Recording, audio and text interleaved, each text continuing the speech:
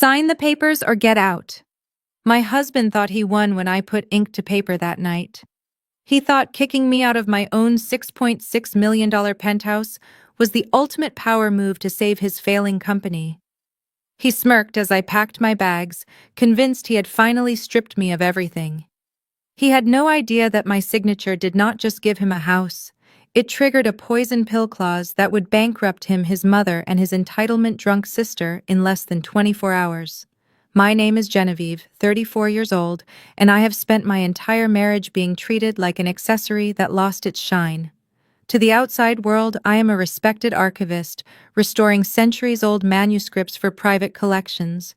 To my husband, Preston, and his family, I am just the quiet wife with a dusty hobby who got lucky marrying a tech CEO. But silence is not weakness. It is just strategy waiting for the right moment to strike. Before I tell you how I turned their greed into their absolute destruction, please hit that like button and subscribe if you have ever had to teach someone a lesson they would never forget. Let me know in the comments where you are watching from. The blizzard battering the floor-to-ceiling windows of our Manhattan penthouse was nothing compared to the ice in Preston's eyes. He did not just place the documents on the coffee table, he slammed the thick stack of legal papers down with enough force to make the crystal vase rattle. The sound echoed through the living room like a gunshot. I was sitting on the sofa, carefully examining a loose binding on a 17th-century medical text, my sanctuary after a long day. Preston loomed over me, his tie undone, the smell of stress and scotch radiating off him. "You need to sign this. Now," he barked, pointing a trembling finger at the document. The bold letters at the top read, "Quitclaim deed." I looked up, keeping my voice steady. "Preston, what is this?" "It is the solution to my cash flow problem, Genevieve. My investors are getting cold feet. I need leverage. Real leverage. Not the peanuts you bring in with your little book-gluing hobby." My heart hammered against my ribs, but I refused to flinch. This apartment was bought with my inheritance. It was the one thing my grandmother left me to ensure I would always have a roof over my head. Preston knew that. He had just conveniently forgotten it because his name was not on the deed. "You want me to sign over the rights to my home?" I asked, closing the book in my lap. "Our home," he corrected sharply, his face twisting into a sneer. "And let us be honest, Jen. Who pays for the lifestyle here? Who pays for the dinners, the trips, the status?" "Me. This place is dead equity. I need to collateralize it to secure the bridge loan by tomorrow morning." "You are asking me to give up my security for a gamble, Preston." "I am not asking." He leaned in closer, his voice dropping to a menacing whisper. "I am telling you. If you do not sign that transfer tonight, I am filing for divorce in the morning. And my lawyers will argue that you are mentally unfit to manage assets. I will drag you through every court in New York until you are destitute. You will lose access to the library, the archives, everything." He stood up and crossed his arms, looking down at me with pure contempt.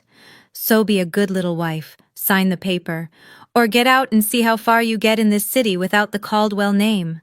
I stared at the paper. I stared at the man I had vowed to love. The mask had finally fallen off completely. He did not see a partner. He saw a piggy bank he could smash open. I reached for the pen. My hand did not shake. I looked him dead in the eye, searching for one last shred of humanity. "Are you absolutely sure you want me to sign this, Preston? Are you sure you have read every line?" He rolled his eyes, checking his watch. "Stop stalling. I wrote the damn thing myself to save legal fees. Just sign it." I uncapped the pen. The tip hovered over the signature line. He thought I was surrendering. He did not know that by forcing me to sign away my residency, he was unknowingly activating the most aggressive protection clause in the trust law. "Okay, Preston. You win." I pressed the pen to the paper and signed my name with a flourish. "Genevieve Laurent." "There," I said, sliding the papers toward him. "It is all yours." The ink was barely dry on the paper before the double doors to the guest suite swung open.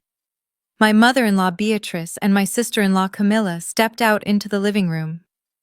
They had not just arrived, they had been hiding in there the entire time, listening, waiting for the exact moment I signed my rights away.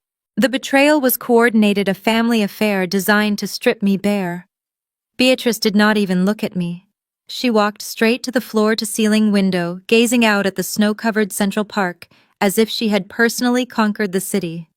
She took a sip of the champagne she had evidently brought with her into hiding.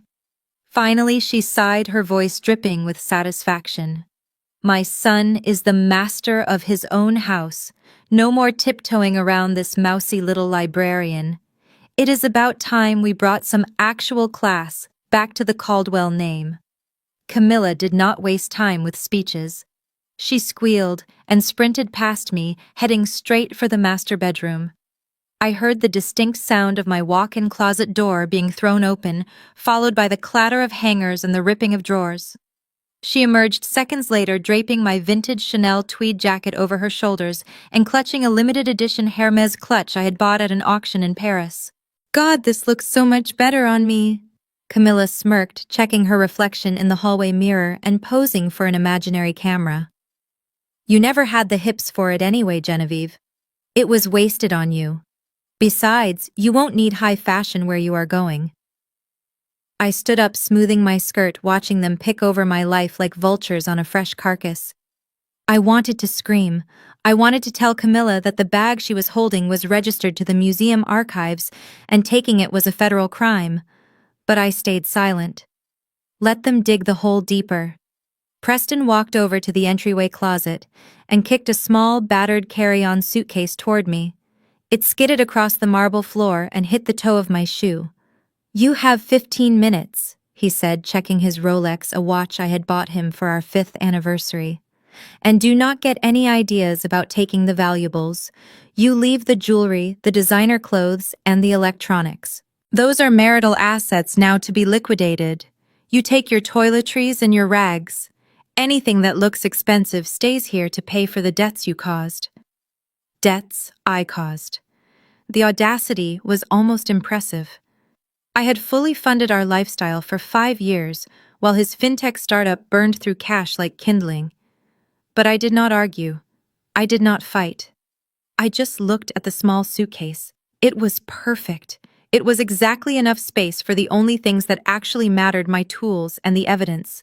Beatrice turned from the window, her eyes cold and hard.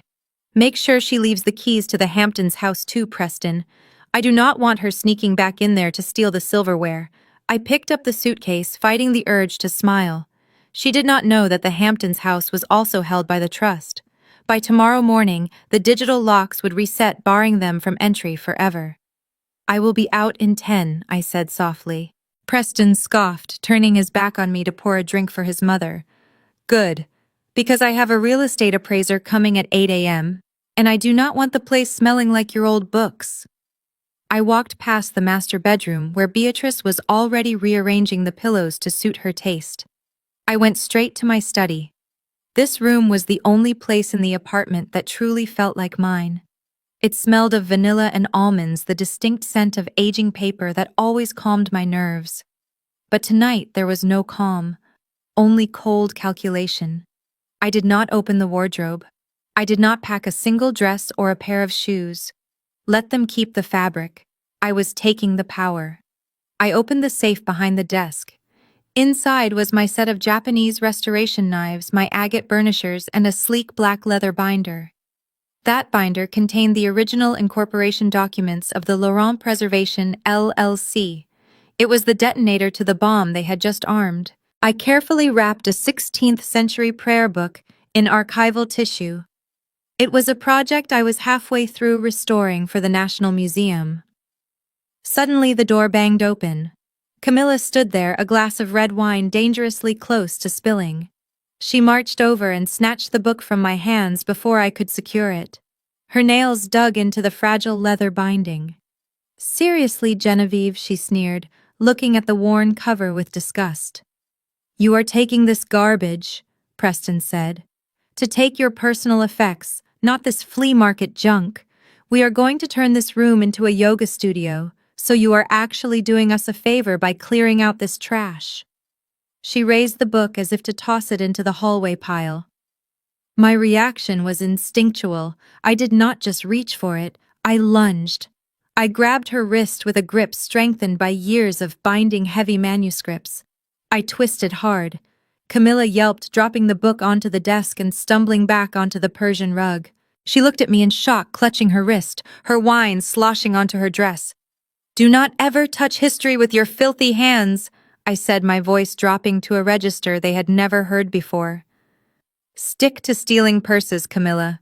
It is all you are intellectually capable of understanding." I placed the book in my bag, checked the black binder one last time, and zipped the suitcase shut. I did not look back at her. I walked out of the study and down the long hallway. Beatrice was too busy instructing the housekeeper on how to scrub the floors to notice me leaving. Preston stood by the private elevator, his arms crossed, looking at me with pure disgust. He blocked the button for a moment, forcing me to stop in front of him. "Look at you," he laughed, shaking his head. "Pathetic. Do not come crawling back when you realize the real world does not care about your little hobby. Once that door closes, you are a stranger to this family."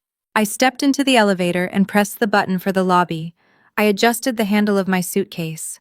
I looked him dead in the eye. I did not say a word. As the metal doors began to slide shut, cutting off his view of me, I let the mask slip. A slow, cold smile spread across my face. He thought he was closing the door on me. He had no idea he had just locked himself in a cage. I sat in a booth at a 24-hour diner 3 blocks away from the life I had just left. The vinyl seat was cracked, and the coffee tasted like burnt rubber, but it was the first time in years I could breathe without suffocating under the weight of the Caldwell family ego. My phone buzzed on the sticky table. It was Andre. Seeing his name made my chest tighten. He was my brother-in-law and the only decent person attached to that toxic bloodline. He was a brilliant architect who had somehow been trapped by Camilla's manipulation, just like I had been trapped by Preston's charm. I answered on the first ring. "Tell me you are okay, Jen." His voice was low and urgent. I can hear them popping champagne in the background. It is sickening. "I am fine, Andre," I said, wrapping my hands around the warm mug. "Better than fine, actually." "You do not understand," he whispered, likely hiding in the guest bathroom. "I heard Preston on the phone with his bookie. It is not just the company cash flow. He is down $4 million on crypto futures and online gambling. He is drowning, General. He needs that house to cover his tracks before the SEC starts asking questions." I took a slow sip of coffee. 4 million. It was worse than I thought. Preston had always been a gambler, but he masked it as high-risk investing. He walked around in custom suits believing he was a financial genius when in reality, he was just spending my inheritance. That was the irony that made me want to laugh out loud. Preston truly believed he bought that penthouse. He had convinced himself that his sporadic contributions covered the mortgage. "He has forgotten where the money came from, hasn't he?" I asked. "He thinks it is his empire," Andre scoffed. "He has completely blocked out the fact that your grandmother was the one who wired the funds from Paris. He thinks because his name is on the mailbox, the equity belongs to him. My grandmother was a woman of French nobility who survived 2 wars and 3 divorces. She did not trust men with money, and she certainly did not trust Preston. That was why she set up the trust structure he was so eager to ignore. He saw a pile of cash. She saw a fortress to protect me. Jen, you have to listen to me." Andre's voice cracked with panic. "The appraiser just pulled up downstairs. Preston is rushing him up. He is going to get a bridge loan against the property value by noon. Once that money hits his account, it will be gone. He will gamble it away or use it to pay off the sharks. You need to call the police or a lawyer. You have to stop this." I looked out the window at the gray New York morning. The city was waking up, and so was my plan. "Let him appraise it, Andre," I said calmly. "Let him value every square inch. Jen, are you crazy? He is going to steal everything." "No, Andre," I replied, signaling the waitress for the check. "He is going to try to steal everything, and that is exactly what I need him to do to trigger the trap. Just do me one favor. Stay out of the way when the explosion happens." I hung up before he could ask what I meant. Preston wanted to play the big man. I was about to let him learn that being the king of the castle does not mean much when the castle is built on a landmine. While I was sitting in a diner contemplating my next move, the destruction of my life's work had already begun. Back at the penthouse, the air was thick with the dust of centuries being recklessly disturbed. Camilla stood in the center of what used to be my climate-controlled archive. She was not just cleaning, she was purging. She held a leather-bound folio from the Dutch Golden Age. It was a text I had spent 6 months stabilizing using reversible adhesive and Japanese tissue. With a scoff of pure disdain, she tossed it into a black contractor bag filled with drywall dust and debris. "This room has such bad feng shui," Camilla complained, kicking a stack of archival boxes that contained letters from the Revolutionary War. "We need to rip out these gloomy mahogany shelves immediately. The natural light will be perfect for my morning vinyasa flow once we paint everything white." She picked up a 17th century astronomy chart, glanced at it for a second, and crumbled it into a ball before throwing it at the trash can. She missed, and the priceless document rolled across the floor like a piece of refuse. Beatrice sat on the windowsill, completely unconcerned with the cultural slaughter happening behind her. She was too busy conducting an orchestra of lies on her cell phone. She had her contact list open and was calling every socialite in the Upper East Side. "Oh, Margaret, it is just tragic," Beatrice said, her voice feigning a sorrow she did not feel. "We came over to surprise them and found out Genevieve had packed a bag. Apparently there was another man.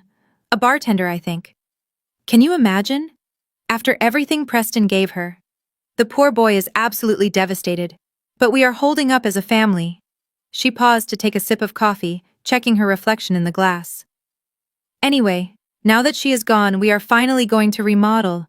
You simply must come over for the reveal party next week. The energy is going to be so much lighter without her dark little mood hanging over us." Preston walked into the room, stepping directly onto a pile of discarded maps worth more than his car. He did not care about the books or the lies. He only cared about the leverage. He dialed his lawyer, Mr. Blackwood, and put the phone to his ear with the swagger of a man who thinks he just conquered the world. "Blackwood, it is done," Preston boomed, looking out at the skyline that he believed he now owned. "I have the quitclaim deed signed and notarized. I am sending a courier to your office right now. Start the paperwork for the $5 million credit line. I want that cash accessible by close of business today." He listened for a moment, nodding at whatever the lawyer said on the other end, completely oblivious to the fact that Blackwood had not yet seen the actual title history. "Do not worry about the details," Blackwood. Preston laughed, winking at his mother. "The asset is ours. Just get me the money. I have investors to pay." He hung up the phone and smiled. They thought they had cleared out the trash. They did not realize they had just thrown away the only shield protecting them from the law. By 8 o'clock that evening, my sanctuary had been transformed into a nightclub. The soft jazz I used to play while restoring manuscripts was replaced by thumping bass that rattled the antique window panes. From what I later learned, the guest list was a who is who of Manhattan's social climbers, people who had ignored me for years but were now eager to drink Preston's expensive champagne. They spilled Pinot Noir on my Persian rugs and used my grandmother's crystal coasters as ashtrays. It was a violation of space, a frantic attempt to erase my existence from every square foot of the penthouse. Andre arrived late. He walked into the chaos still wearing his work clothes, his tie loosened, looking like the only sober person in a room full of intoxicants. He scanned the crowd, searching for his wife, hoping perhaps to find a shred of decency left in her. Instead, he found Camila standing by the grand piano, holding court, with a group of women who were laughing too loudly. When Andre saw her, he froze. Camila was wearing my emerald green silk gown. It was a custom piece I had worn to the gala where I was named Archivist of the Year. It was delicate, understated, and completely wrong for her. The fabric strained at the seams around her waist, and she had paired it with gaudy diamond jewelry that clashed with the dress's elegance. She looked like a child playing dress-up in her mother's closet. Andre marched over, ignoring the guests who tried to offer him a drink. He grabbed Camilla by the elbow, pulling her away from her sycophantic audience. "Are you out of your mind?" Andre hissed, his voice low but shaking with anger. "Is that Genevieve's dress?" Camilla yanked her arm back, spilling a little champagne on the silk. "So what if it is? She left it. Possession is 9/10 of the law, Andre. Besides, it looks better on me." She never had the curves to fill it out. "You are wearing the clothes of the woman you just kicked onto the street." Andre said, his eyes wide with disbelief. "Do you not have any shame? Do you not have any pride? This is theft, Camilla. It is disgusting." The room went quiet near them. Camilla's face turned crimson, not from shame, but from rage. She raised her hand and slapped Andre across the face. The sound was sharp enough to cut through the music. "Do not you dare lecture me!" she screamed, her eyes manic. "You are just a lowly architect living off my family's name. You build houses for other people while we own the skyline. Do not forget who pays for your lifestyle. We are rich now. We are the Caldwells. If you do not like it, you can get out just like she did." Andre stood there, his cheek stinging, looking at the woman he had married. He did not yell back. He just looked at her as if she were a stranger he wanted nothing to do with. He turned around and walked toward the balcony, needing air, needing distance from the toxicity radiating off his wife. Before the tension could ruin the mood, Preston stepped onto the raised platform near the fireplace. He clinked a silver spoon against his glass, beaming with the confidence of a man who thinks he is untouchable. "Everyone please," Preston shouted, raising his glass high. "Let us not let a little domestic dispute ruin the night. We are here to celebrate a new era. For years I have been held back by dead weight, by negativity, by someone who did not understand the vision of this family." He paused for dramatic effect, looking around the room, inviting them to join in his mockery of me. "But today I finally took out the trash. I trimmed the fat. To the future of Caldwell Enterprises, and to a home that finally reflects our true worth." Cheers. The crowd cheered, raising their glasses to my demise. Preston drank deep, swallowing his victory. He did not know that the champagne he was drinking was the last expensive thing he would ever taste. He did not know that while he was toasting to his freedom, the legal gears I had set in motion were already grinding toward his destruction. The Laurent Foundation Library is a sanctuary of silence. It is a place where scholars whisper and history is treated with reverence. Naturally, Preston decided to treat it like a locker room. I was carefully applying a wheat starch paste to a torn map of the New World when the heavy oak doors swung open with a violence that made the head curator jump. Preston stormed past the security desk, ignoring the guards who tried to stop him. His heavy footsteps echoed on the marble floors, shattering the concentration of every researcher in the main hall. He spotted me at the restoration station and marched over, a manila envelope in his hand. He looked manic, his eyes bloodshot, likely from staying up all night celebrating his imaginary victory. "I told you I was not wasting time," Preston announced, his voice booming unnecessarily loud. He tossed the envelope onto the delicate surface of my workstation, dangerously close to a pot of gold leaf paste. My colleagues stared. The head curator adjusted her glasses, horrified by the intrusion. Preston soaked up the attention, mistaking their shock for respect. He wanted them to see him putting me in my place. "Divorce papers," he said, tapping the envelope with his knuckle. "Uncontested. You sign, you walk away, and you do not get a single penny of my future earnings. I am protecting my company from your incompetence." I carefully moved the map out of harm's way before looking at him. I did not feel the sting of heartbreak. I only felt the fatigue of dealing with a petulant child. "Is that all, Preston?" I asked, keeping my voice level. "No, actually," he sneered, leaning over the desk so his face was inches from mine. "One more thing. The ring. Hand it over." He pointed to the diamond solitaire on my left hand. The library was dead silent now. Everyone was listening. "I paid for it," Preston declared, lying through his teeth as usual. I remember distinctly that he had put it on a credit card that I later paid off, but facts never mattered to him. I need to liquidate it. I need cash for the real lawyers who are going to crush you if you try to fight this. So give it back. Now. I looked down at the ring. It was a decent stone, but nowhere near the clarity he claimed it had when he proposed. Like everything else with Preston, it was flashy on the surface, but flawed underneath. I slid the band off my finger. It felt heavy, not with value, but with the weight of 5 wasted years. Preston held out his hand, palm open, greedy and expectant. In his other hand, he held a steaming cup of takeout coffee from the expensive cafe down the street. "You want to liquidate it?" I asked softly. "Be my guest." I held the ring over his cup. He realized what I was doing a split second too late.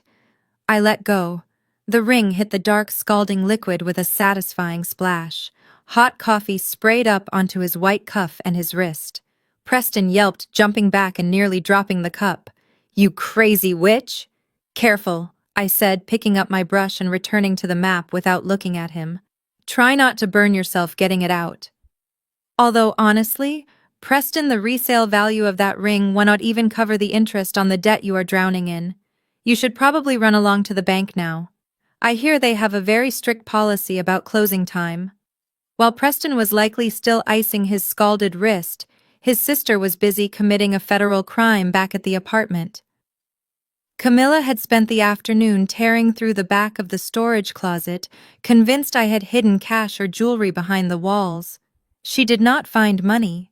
Instead, she found a small unframed oil painting wrapped in brown paper. It was a moody landscape no bigger than a postcard depicting a storm over a harbor. To Camilla, it looked like a dusty piece of flea market decor. To a trained eye, it was a rare study by a 19th century master on loan to me from the National Museum for Restoration. She shoved it into her oversized tote bag and hailed a cab to the Lower East Side. She headed straight for a high-end pawn shop that masqueraded as an antique dealership. The owner, a man named Silas, was someone I had worked with for years. He knew the difference between a reproduction and a masterpiece. He also knew me. I was organizing my temporary workspace in a hotel room when my phone rang. It was Silas. "Genevieve," he whispered, his voice tense. "Your sister-in-law is standing at my counter. She is trying to sell me the Hudson River study, the one with the micro tear in the canvas. She says it is hers." My heart stopped for a second, then beat with a heavy, rhythmic satisfaction. Camilla had just crossed the line, from being a nuisance to being a felon. "How much is she asking for it?" I asked. "She has no idea what it is." Silas chuckled darkly. "She wants $5,000 cash. She says she needs it for a deposit on a new car. Jen, this piece is insured for $50,000. If I buy it, I am technically receiving stolen goods." "Buy it." "Silas," I commanded, my voice cold. "Give her the $5,000. Give it to her in small bills so she feels rich. But make sure of one thing. Make sure she signs the bill of sale with her full legal name. I need a paper trail that proves she sold property that never belonged to her." "Are you sure?" he asked. "Absolutely. Consider it a down payment on her prison sentence." I hung up and waited. An hour later, Silas sent me a photo of the receipt. Camilla's signature was scrawled across the bottom in confident blue ink. She had walked out of that shop clutching $5,000, likely feeling like a genius. She probably went straight to a luxury car dealership, ready to lease a vehicle she could not afford, thinking she had just pulled a fast one on me. She did not know that the $5,000 was not a windfall. It was bait. By selling that painting, she had not just stolen from me, she had stolen from the National Museum. The FBI has a special division for art theft, and thanks to the receipt Silas just filed, they would have an easy time finding the culprit. Camilla thought she was cashing out. In reality, she had just sold her freedom for the price of a used sedan. My phone began vibrating incessantly on the nightstand of the hotel room. It was not a call. It was a deluge of notifications. I picked it up, squinting against the harsh blue light, and opened the local community app used by the residents of our building and the surrounding Upper East Side neighborhood. There, at the very top of the feed, was a post from Beatrice Caldwell. It was accompanied by a photo of me looking disheveled from a camping trip 3 years ago, a photo she had deliberately cropped to make me look manic. The caption read, "It is with a heavy heart that we ask for privacy during this difficult time. Our daughter-in-law Genevieve has suffered a severe break from reality due to her unmedicated condition. She has left the safety of our home and may be a danger to herself. If you see her, please do not approach. We are just praying she accepts the help she so desperately needs. Hashtag mental health awareness. Hashtag pray for Preston." I stared at the screen, my blood turning to ice. She was not just kicking me out. She was dismantling my reputation. She was painting me as a schizophrenic liability to ensure that if I tried to claim the apartment, no judge would take me seriously. The comments were already rolling in. Neighbors I had shared elevator rides with for years were offering their sympathies to Beatrice. "So brave of you to handle this," Beatrice, one woman wrote. "I always knew something was off about her," commented another. "Poor Preston having to deal with a crazy wife while running a company." Then the email notification popped up. It was from the head of the preservation board at the library. Subject line concern. The body of the email was polite but firm, asking if the rumors regarding my health would impact my ability to handle the delicate manuscripts next week. Beatrice's lie had traveled from the gossip pages to my paycheck in less than 20 minutes. I put the phone down. I did not cry. I did not reply to the comments to defend myself. Engaging with a narcissist only gives them fuel. Instead, I opened my laptop. I pulled up the encrypted email server I used for legal correspondence. I typed in the address of my personal attorney, a man who had been my grandmother's fiercest protector. I wrote a single line in the body of the email. "Beatrice has violated the non-disparagement clause of the implied residency agreement. Activate the poison pill immediately." I hit send. My finger lingered on the trackpad. This was it. There was no going back. By sending that email, I was not just suing them, I was nuking the ground they stood on. 2 minutes later, a reply pinged. "Understood. The eviction notice and the retroactive rent demand are being filed with the court as we speak. Let the games begin."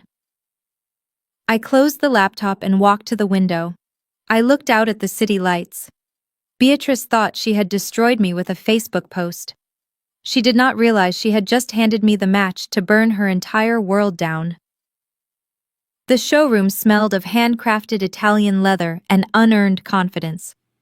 Preston ran his hand along the curve of a Rosso Corsa Ferrari Roma Spider, looking at it not as a vehicle, but as a trophy he believed he had already won. Beside him, Beatrice was inspecting the stitching on the seats, nodding approvingly as if she had personally commissioned the design. They were spending money that did not exist yet, banking entirely on the delusion that the bank would deposit $5 million into Preston's account the next morning. "I will take it," Preston announced to the salesman, adjusting his suit jacket. "And I want the carbon fiber package." "Excellent choice, sir," the salesman said, his eyes gleaming. "We will just need a $20,000 deposit to hold the vehicle for delivery next week." Preston pulled out his platinum credit card. I knew the limit on that card was $25,000, and he was currently carrying a balance of $3,000 from his online poker losses the night before. He was maxing out his last lifeline on a down payment for a car he would never drive. He handed the card over with a flourish, not a tremble in his hand. "Put it through," Preston said. "The rest will be wired tomorrow. My liquidity is about to increase significantly." The salesman walked away to process the transaction. Beatrice squeezed Preston's arm. "You deserve this, darling.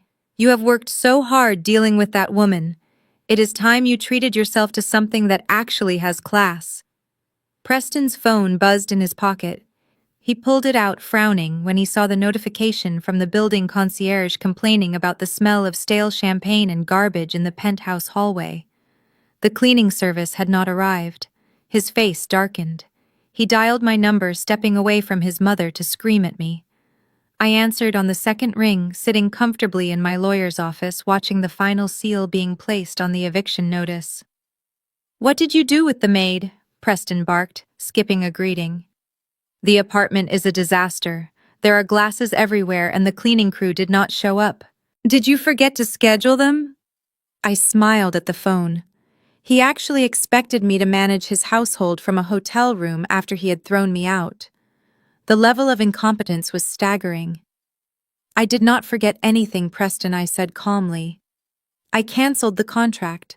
The cleaning service was under my name, paid for by my account. Since I no longer reside there, I have no obligation to clean up your mess. You are petty, Genevieve, he hissed, glancing back to make sure the salesman was not watching him lose his temper. You need to call them back. I have the appraiser coming back for a final walkthrough later.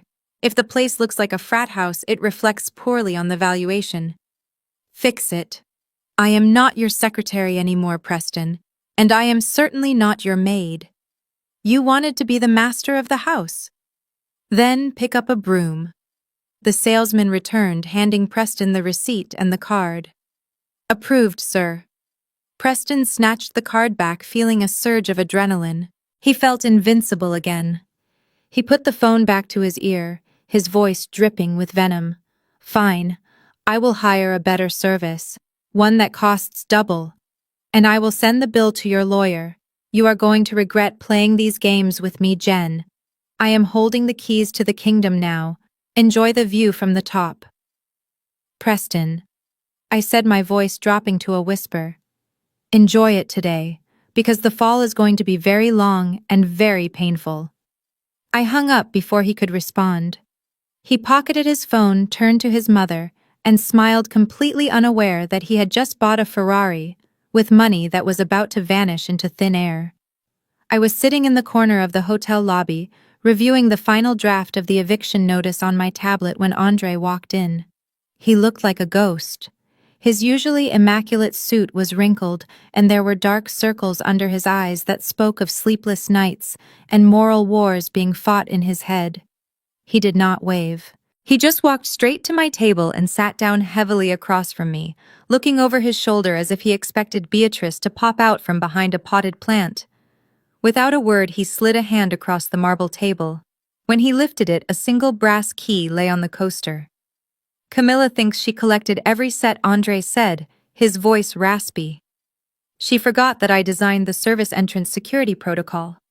That key bypasses the digital locks. It is the only way in that she cannot control from her phone. I looked at the key, the metal glinting under the lobby chandelier. It was a peace offering. It was a betrayal of his wife and a salvation of his conscience. Why are you giving me this, Andre? I asked. Because I heard them talking this morning, he whispered, leaning in close. They are not just remodeling, Jen. They are liquidating. Preston contacted a private broker about the library collection. They plan to start selling the manuscripts individually next week. They are calling it a fire sale. My grip tightened on my coffee cup. Selling the furniture was one thing. Selling the archives, which legally belonged to the Preservation Trust, was a felony that would put them in federal prison for decades. They have no idea what they are touching, I said. They do not care. Andre shook his head, looking down at his hands. I looked at Camilla last night wearing your clothes, laughing about how she was going to turn your study into a yoga studio while selling off history to pay for her vanity. I did not recognize her, General. I realized I am married to a monster, and I cannot live with monsters anymore. He looked up at me, tears forming in his eyes. I am done. I am meeting with a divorce lawyer on Monday. But I needed you to have this. You need to stop them before they destroy everything you built. I reached out and covered his hand with mine for a brief moment before taking the key. I slipped it into my pocket. It was heavy, not just with metal, but with the weight of the alliance we had just formed. You are a good man, Andre, I said softly. You are the only one of them who deserves to walk away clean. I do not want to be clean, he said bitterly. I just want to be free. Then listen to me very carefully. I said, my tone shifting from sympathetic to urgent. You do not need to do anything to stop them. The machine is already in motion. But if you have any pity left for Camilla, even a shred, get her out of that apartment tomorrow morning. Andre frowned. Why? What is happening tomorrow? Take her to breakfast. Take her for a walk. I do not care. I said, standing up and gathering my things. Just make sure she is not inside those walls at 9 o'clock, because when the clock strikes 9, the legal shield comes down. And if she is standing in the blast zone, I cannot promise she will survive the fallout. The master bathroom of the penthouse was a marvel of modern engineering designed to feel like a private spa floating above the Manhattan skyline. Preston lay back in the soaking tub, the jets humming a low, rhythmic lullaby. He held a crystal glass filled with a 1982 Bordeaux he had pulled from the back of my climate-controlled cellar. He had no idea that the bottle was worth more than his car, or that I was saving it for a special occasion. To him it was just expensive grape juice that tasted like victory. He closed his eyes, letting the steam rise around him. In his mind, the future was already written in gold. The loan would clear tomorrow. He would inject the capital into his failing fintech startup, silence the board of directors, and finally be the titan of industry he pretended to be at cocktail parties. He imagined the headlines. Preston Caldwell, the visionary who turned it all around. His phone, balanced precariously on the marble edge of the tub, buzzed with a sharp, intrusive vibration. Preston cracked one eye open, annoyed at the interruption. The screen lit up with a notification from the bank. Loan application status suspended. Title defect detected. Please contact compliance immediately. Preston frowned, sitting up and splashing water onto the floor. He wiped his wet hand on a towel and unlocked the phone. He stared at the message, his brow furrowing.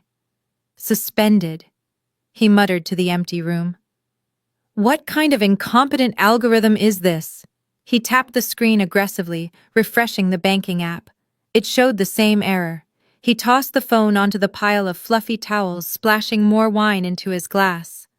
Glitch, he decided aloud, convincing himself with the arrogance of a man who refuses to see the cliff edge. It is just a system error. The title transfer hasn't updated in the database yet.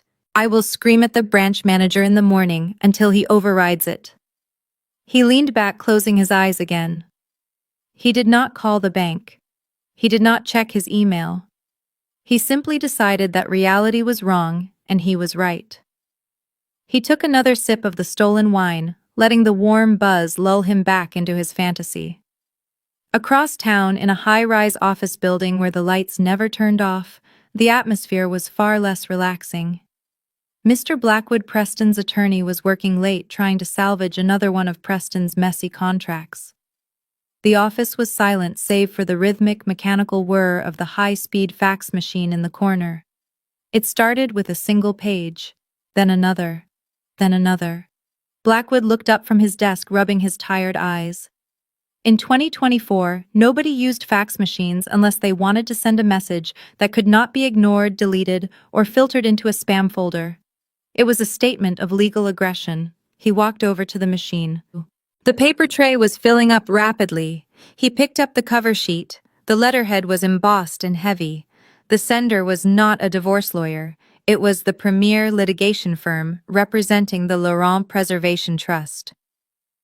Blackwood's eyes scanned the bold text in the center of the page. Notice of immediate eviction, lease violation, and demand for retroactive tax liability. He flipped to the second page.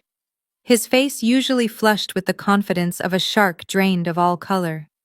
He saw the clause about the poison pill. He saw the calculation of damages. He saw the section detailing criminal liability for theft of trust assets. He dropped the paper onto the desk, as if it were burning his fingers. He looked at the phone, then at the clock. It was nearly midnight. He realized with a sickening lurch in his stomach that his client, the arrogant man currently bathing in a stolen tub, had not just lied to his wife. He had lied to his lawyer. And now they were both standing in the path of a legal tsunami that was going to make landfall at exactly 9 o'clock the next morning. The morning sun glared off the polished marble floors of the private wealth division at First Manhattan Bank. Preston walked in at exactly 9 o'clock, adjusting the cuffs of his suit. He looked every inch the successful tycoon he pretended to be.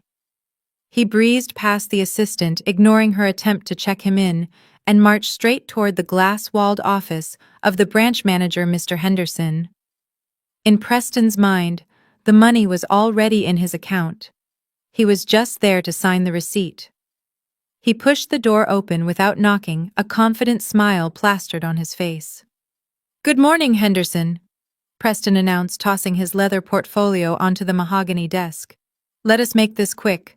I have a Ferrari to pick up and investors waiting on a wire transfer. Just show me where to sign." Mr. Henderson did not smile. He did not stand up to shake Preston's hand. He sat perfectly still, his hands clasped over a single thin file folder. The air in the room was colder than the blizzard outside. "Please sit down, Mr. Caldwell," Henderson said, his voice devoid of any warmth. Preston frowned, sensing the shift in atmosphere. He remained standing, asserting dominance. "I do not need to sit. I need the liquidity. We agreed on a $5 million bridge loan against the penthouse equity. The appraisal came in high yesterday." "What is the holdup?" "There is no loan," Mr. Caldwell Henderson said flatly. "Your application has been denied with prejudice." Preston let out a sharp, incredulous laugh. "Denied? Do not be ridiculous. I have a credit score of 700, and the asset is worth over $6 million. Stop playing games and print the check." Henderson opened the folder and slid a piece of paper across the desk. It was a title search report stamped with a heavy red rejection seal. "We cannot lend against collateral." "You do not own," Henderson explained calmly. "That is a lie," Preston shouted, slamming his hand down on the desk, making the banker's nameplate jump. "I own it. My wife signed the quitclaim deed last night. I have the document right here." He scrambled to open his portfolio, ripping out the paper I had signed with such theatrical flair. He shoved it into Henderson's face. "Look, Genevieve Laurent, she relinquished all rights. It is my property." Henderson barely glanced at the paper. He looked at Preston with a mixture of pity and annoyance. "Mr. Caldwell, you are not listening. Your wife signed a quitclaim deed. That document only transfers whatever interest she personally held in the property." "Exactly," Preston interrupted. "So it is mine." "No, sir," Henderson continued, his voice hardening. "Our title search this morning revealed that Genevieve Laurent as an individual holds 0% interest in that penthouse. The property is titled solely to the Laurent Preservation Limited Liability Company." Preston froze. His mouth opened, but no sound came out. "Your wife signed away her personal rights, which were non-existent to begin with," Henderson explained, closing the file. "She effectively gave you a piece of paper that says she gives you nothing. The LLC owns the real estate, and unless you are the managing member of that LLC, which our records show you are not, you have absolutely no authority to leverage this asset." The room spun around Preston. The silence was deafening. "You are telling me," Preston whispered, his voice trembling with rage, "that the paper she signed is worthless. I am telling you that you just tried to defraud a federal bank by pledging assets that belong to a corporate entity you have no control over." Henderson stood up, signaling security with a subtle nod. "We are done here, Mr. Caldwell. I suggest you leave before I file a report for attempted mortgage fraud." Preston stormed out of First Manhattan Bank, his face a mask of red-hot fury. The rejection from Henderson had not humbled him. It had only enraged him. He believed it was a conspiracy, a clerical error, or perhaps just a banker holding a grudge. He did not see the legal wall he had just crashed into. He only saw an obstacle that needed to be bulldozed with money. He threw his leather portfolio into the passenger seat of his leased sedan and peeled away from the curb, cutting off a taxi driver who honked aggressively. Preston ignored it. He was already mentally calculating which other banks he could manipulate. He was merging onto the avenue when his car's Bluetooth system screamed with an incoming call. The caller ID flashed Blackwood Esquire. Preston hit the answer button on the steering wheel, ready to vent. "Blackwood, you are not going to believe the incompetence I just dealt with. Henderson is claiming there is a title defect. You need to call him and threaten a lawsuit for shut up." Preston Blackwood's voice exploded through the surround sound speakers so loud and distorted with rage that Preston actually flinched. The lawyer was not using his usual calm, billable hour tone. He sounded like a man who had just realized he was holding a live grenade. Get your corpse to my office immediately, Blackwood roared. Do not stop for coffee. Do not make any more calls. Get here now. Preston frowned, changing lanes without signaling. What is your problem? It is just a mix-up with the deed. Genevieve didn't sign over a damn thing because you didn't tell me she was the managing member of a preservation trust. Blackwood cut him off, his voice cracking. You told me the property was a marital asset. You told me she was a housewife with a hobby. You did not tell me I was filing fraudulent transfer documents against a corporate entity protected by ironclad bylaws. Preston rolled his eyes. He still did not get it. To him, an LLC and a trust were just fancy words for bank accounts. Stop being dramatic, Blackwood, Preston said, checking his reflection in the rearview mirror. It is just paperwork. She is my wife. Her assets are my assets. If the paperwork is wrong, just draft a new version. I will pay the overtime. You think this is about overtime? Blackwood laughed, a harsh, dry sound. I have a 50-page fax on my desk from the Laurent Foundation's legal team. They are not just contesting the transfer, Preston. They are alleging criminal fraud. Do you realize what you have done? You have exposed my firm to malpractice liability. Listen to me, Preston said, his voice dropping to that smooth, manipulative tone he used on investors. I know how this works. Everyone is just looking for a bigger cut. Whatever fee they are asking for, double it. I will write you a personal check for $10,000 right now if you fix this before noon. Just make the problem go away. There was a long silence on the other end of the line. It was the silence of a lawyer realizing his client was too arrogant to save. Bring your checkbook, Preston Blackwood said, his voice suddenly deadly quiet. But not for me. You are going to need it to pay for your bail. The line went dead. Preston scoffed, tossing his phone onto the passenger seat. He merged onto the highway, speeding toward Midtown. He shook his head, convinced that Blackwood was just trying to squeeze him for more money. He thought he could buy his way out of anything. He did not know that he was driving straight into a room where his checkbook would be useless, and his arrogance would be his death sentence.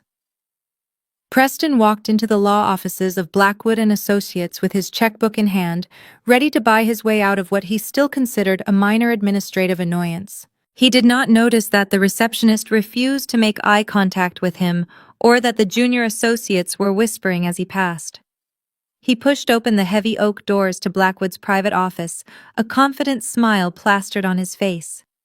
Here is the retainer, Preston announced, tossing the check onto the desk. 10,000. Now pick up the phone and fix this title mess. I have a car to pick up. Mr. Blackwood did not look at the check. He did not offer Preston a seat. In a moment of poetic justice that mirrored the scene in my living room less than 24 hours prior, Blackwood picked up a thick, heavy legal file and hurled it across the room. It struck Preston square in the chest, the force of it knocking the wind out of him and scattering papers all over the expensive Persian rug. "What is wrong with you?" Preston shouted, stumbling back and clutching his chest. "Read it!" Blackwood roared, slamming his hand onto the desk. "Read the document you were too arrogant to check." Preston knelt down, his hands shaking as he picked up the top sheet. It was a deed, but it did not look like the one he had drafted. At the top, in bold, unforgiving letters, it read, "Property of Laurent Preservation, LLC. You told me the apartment was a marital asset." Blackwood hissed, his face turning a dangerous shade of purple. "You told me your wife bought it with family money." "You lied." "I did not lie," Preston stammered, scanning the legal jargon he could barely comprehend.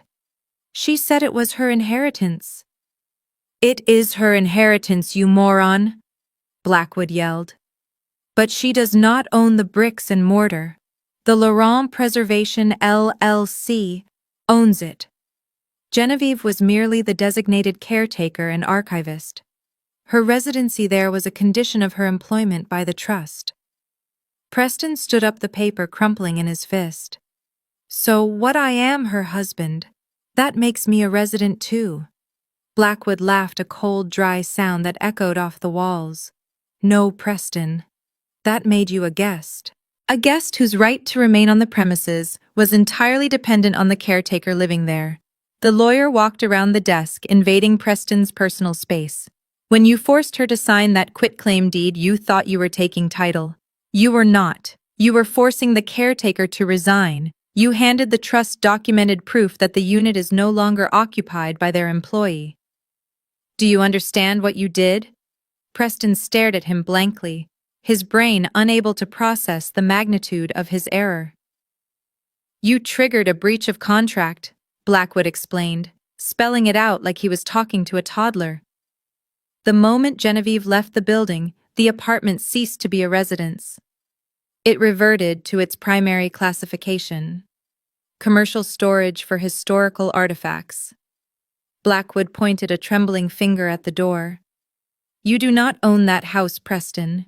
You do not own a single tile in the bathroom or a plank in the floor. You just evicted the only person on earth who gave you the legal standing to sleep there for free. And now, thanks to your little power play, you are not a homeowner. You are a trespasser in a corporate warehouse. Blackwood reached across the desk and stabbed his finger onto the middle of page 14. The sound of his nail hitting the paper was sharp enough to make Preston flinch. Look at Clause 14b, Blackwood commanded, his voice trembling with suppressed rage. It is a provision known in estate law as a poison pill. It was designed specifically for a scenario where the caretaker is removed under duress. Preston squinted at the dense legal text. He saw words like contingency reclassification and commercial zoning, but his brain refused to connect the dots. I do not care about zoning. Blackwood. Preston scoffed, trying to regain his composure. So what? I pay a fine. I pay a penalty fee. Just tell me how much so I can write the check and leave. It is not a fine, Preston, Blackwood said, leaning back in his leather chair and watching his client with a look of grim satisfaction. It is a reclassification of usage. You see, as long as Genevieve lived there, the penthouse was legally designated as a climate-controlled archive annex. It was tax-exempt. It was protected.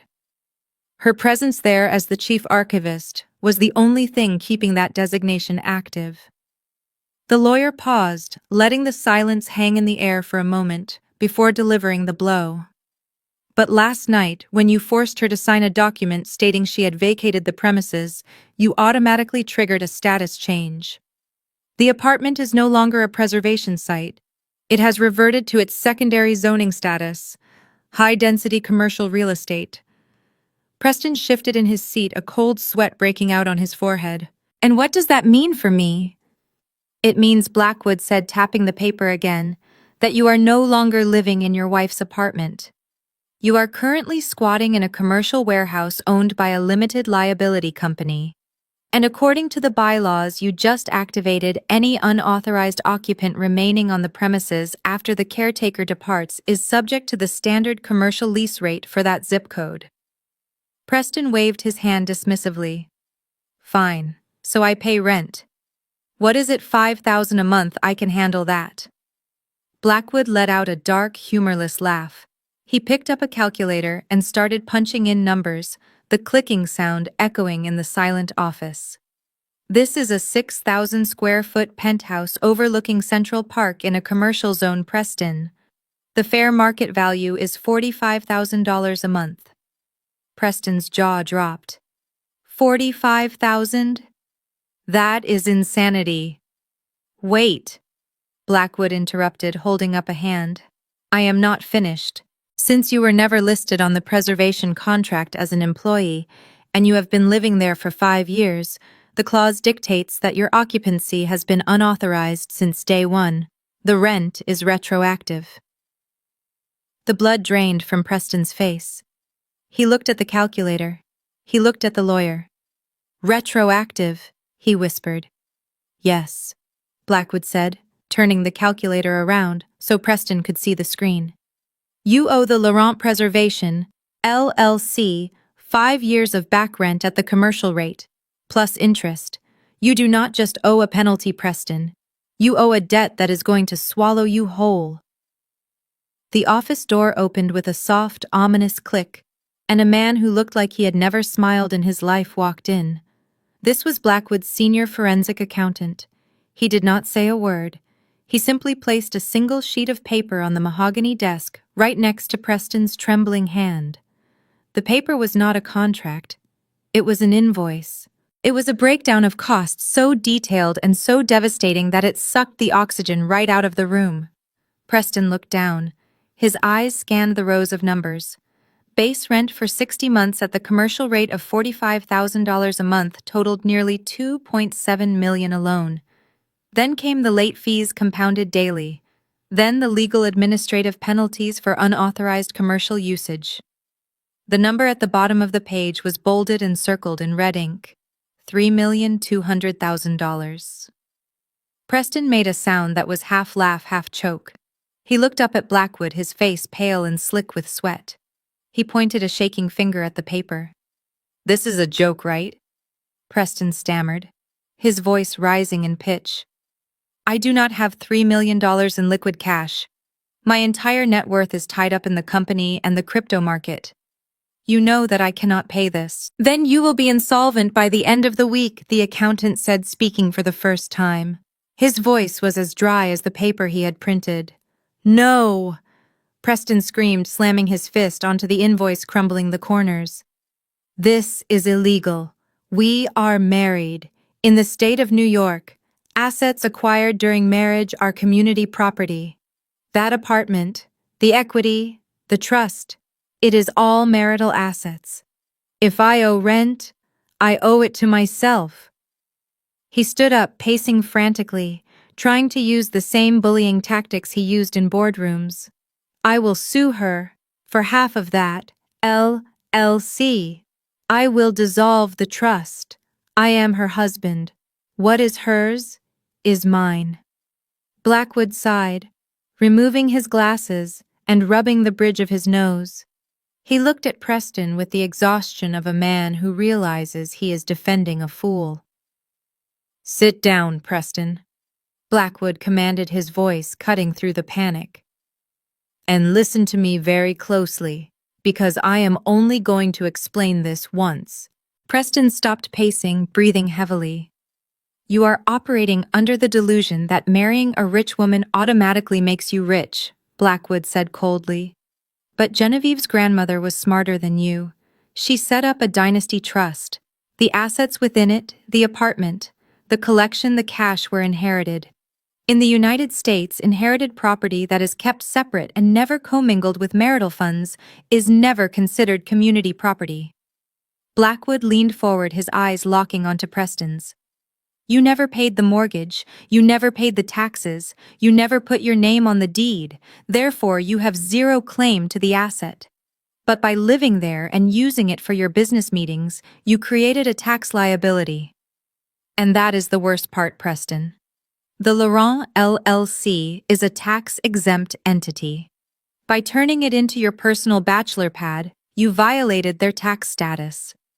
You have not just angered your wife, you have kicked the hornet's nest of the IRS. And unlike Genevieve, the federal government does not accept apologies." The silence that followed Blackwood's explanation of the tax liability was heavy enough to crush a man, but it was broken by a sharp, authoritative knock on the glass door. Before Blackwood could even shout for his secretary, the door swung open. A man in a nondescript beige windbreaker stepped inside. He did not look like a lawyer or a banker. He looked like the kind of person who delivered bad news for a living and slept soundly afterwards. He scanned the room, his eyes landing instantly on the man sweating through his bespoke Italian suit. "Preston Caldwell," the stranger asked, holding a thick envelope. Preston blinked, disoriented. "Yes, who are you?" "You have been served," the man said, dropping the envelope onto Preston's lap before turning on his heel and walking out. He did not wait for a reaction. He had done his job. Preston stared at the envelope. It bore the seal of the New York State Supreme Court. His hands were shaking so violently he tore the paper as he ripped it open. He pulled out the documents, his eyes darting across the legal jargon. "What is this?" Preston whispered, his voice barely audible. Blackwood reached over and snatched the papers from him. The lawyer scanned the first page, then the second. He let out a low whistle, leaning back in his chair. It is an ex parte order of attachment and an emergency writ of ejectment, Blackwood said, tossing the papers back onto the desk. Genevieve's lawyers didn't just file a lawsuit, Preston. They convinced a judge that you are a flight risk and a squatter causing imminent damage to historical property. What does that mean in English? Preston screamed, standing up. It means, Blackwood replied calmly, that the court has granted an immediate freeze on all your personal assets to ensure the debt to the LLC can be paid, and it means you have exactly 2 hours to vacate the premises before the marshals remove you by force. Preston fumbled for his phone. He opened his banking app, his thumb tapping the screen frantically. He needed to see his money. He needed to know he still had control. The Face ID unlocked the app, but instead of his balance, a gray dialog box popped up in the center of the screen. Account suspended. Court order docket number 49,221. Please contact the legal department. He tried his crypto wallet. Locked. He tried his brokerage account. Frozen. Every single dollar he thought he owned, every cent he planned to use to fight me, was now held in legal limbo. They cannot do this, Preston yelled, throwing his phone across the room. It smashed against the wall, cracking the screen, a fitting metaphor for his life. They just did, Blackwood said, standing up and buttoning his jacket. And since your assets are frozen, that means your retainer check is going to bounce. Which means, as of this moment, I am no longer your attorney. Preston looked at the man he thought would save him. He looked at the shattered phone. He looked at the quitclaim deed lying on the floor, the piece of paper he had forced me to sign less than 24 hours ago. He remembered his own voice, arrogant and commanding, telling me to sign or get out. He realized with a sickening jolt that by forcing my hand, he had not signed a victory treaty. He had signed his own death warrant. He had effectively evicted himself, bankrupted himself, and destroyed his reputation, all with one signature he thought was his masterstroke. Back at the penthouse, the celebration of a victory that never happened was reaching its peak. Beatrice was lounging on the velvet sofa, holding a glass of vintage champagne she had looted from my cellar. She was laughing loudly, telling a group of sycophants how she planned to replace my antique bookshelves with mirrored walls. Beside her, Camilla was in the middle of a live stream. She held her phone high, spinning around to show off the view of Central Park to her 3,000 followers. "Look at this view, guys," Camilla shouted into the camera, preening in my dress. "This is what generational wealth looks like. We are finally getting rid of the bad energy in this place and making it ours." Suddenly, the world went black. It was not a flicker. It was a hard cut. The power to the entire unit was severed instantly. The thumping bass of the music died, leaving a ringing silence that was more deafening than the noise. The only light came from the screen of Camilla's phone, casting a ghostly blue glow on her confused face. "What happened?" Beatrice shrieked, her voice trembling in the darkness. "Camilla, did you trip over a cord?" Before Camilla could answer, the heavy double doors at the entrance were forced open with a mechanical hiss. Beams of high-powered tactical flashlights cut through the dark, blinding everyone in the room. A team of 6 men marched in. They moved with a synchronized military precision that froze every guest in place. They were not the police. They were far more intimidating. They wore sharp black suits and ballistic vests emblazoned with the silver crest of the Laurent Preservation Trust. "Clear the room," the lead officer commanded. His voice was calm, but projected enough authority to shatter the tension. "You have 2 minutes to vacate the premises before we begin forcibly removing trespassers."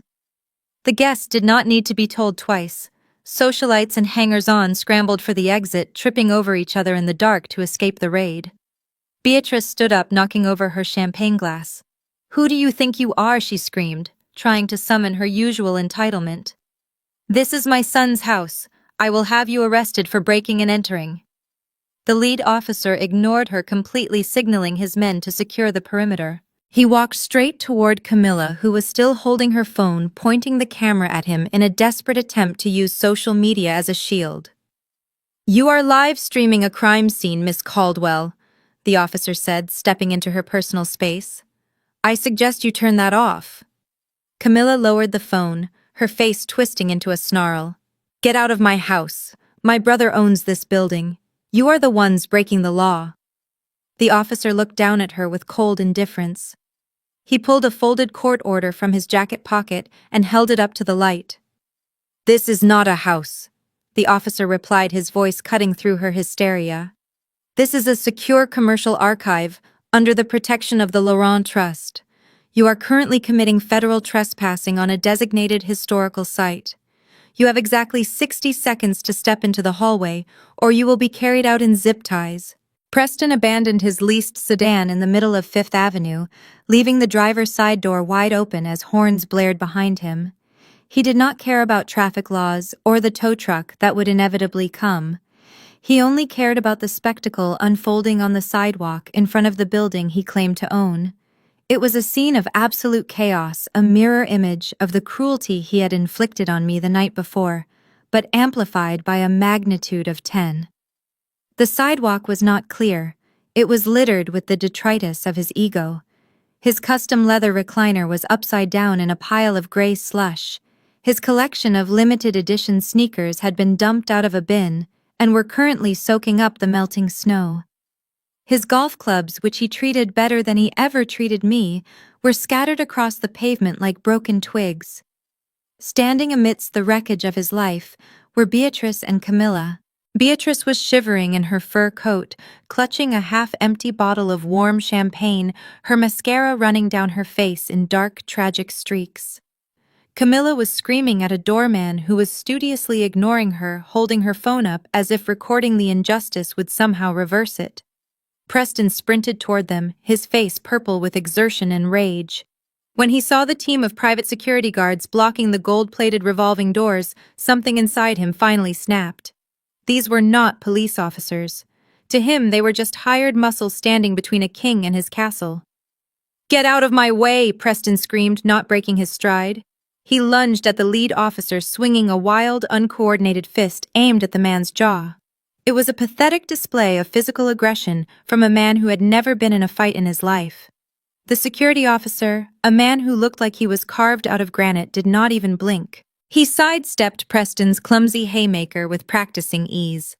With a fluid motion that was almost graceful, he grabbed Preston's outstretched arm, used the momentum against him, and swept his legs out from under him. Preston hit the ground hard. The air left his lungs in a sharp, agonizing wheeze. His face was pressed into the cold, wet concrete right next to a muddy boot. He tried to scramble up, but the officer placed a heavy knee on his shoulder, pinning him effortlessly to the sidewalk. "Stay down," the officer commanded, his voice calm and bored. "Assaulting a licensed security agent is a felony, Mr. Caldwell. Do not add to your list of problems today." Beatrice let out a blood-curdling wail, dropping the champagne bottle. It shattered, sending glass and foam spraying over Preston's legs.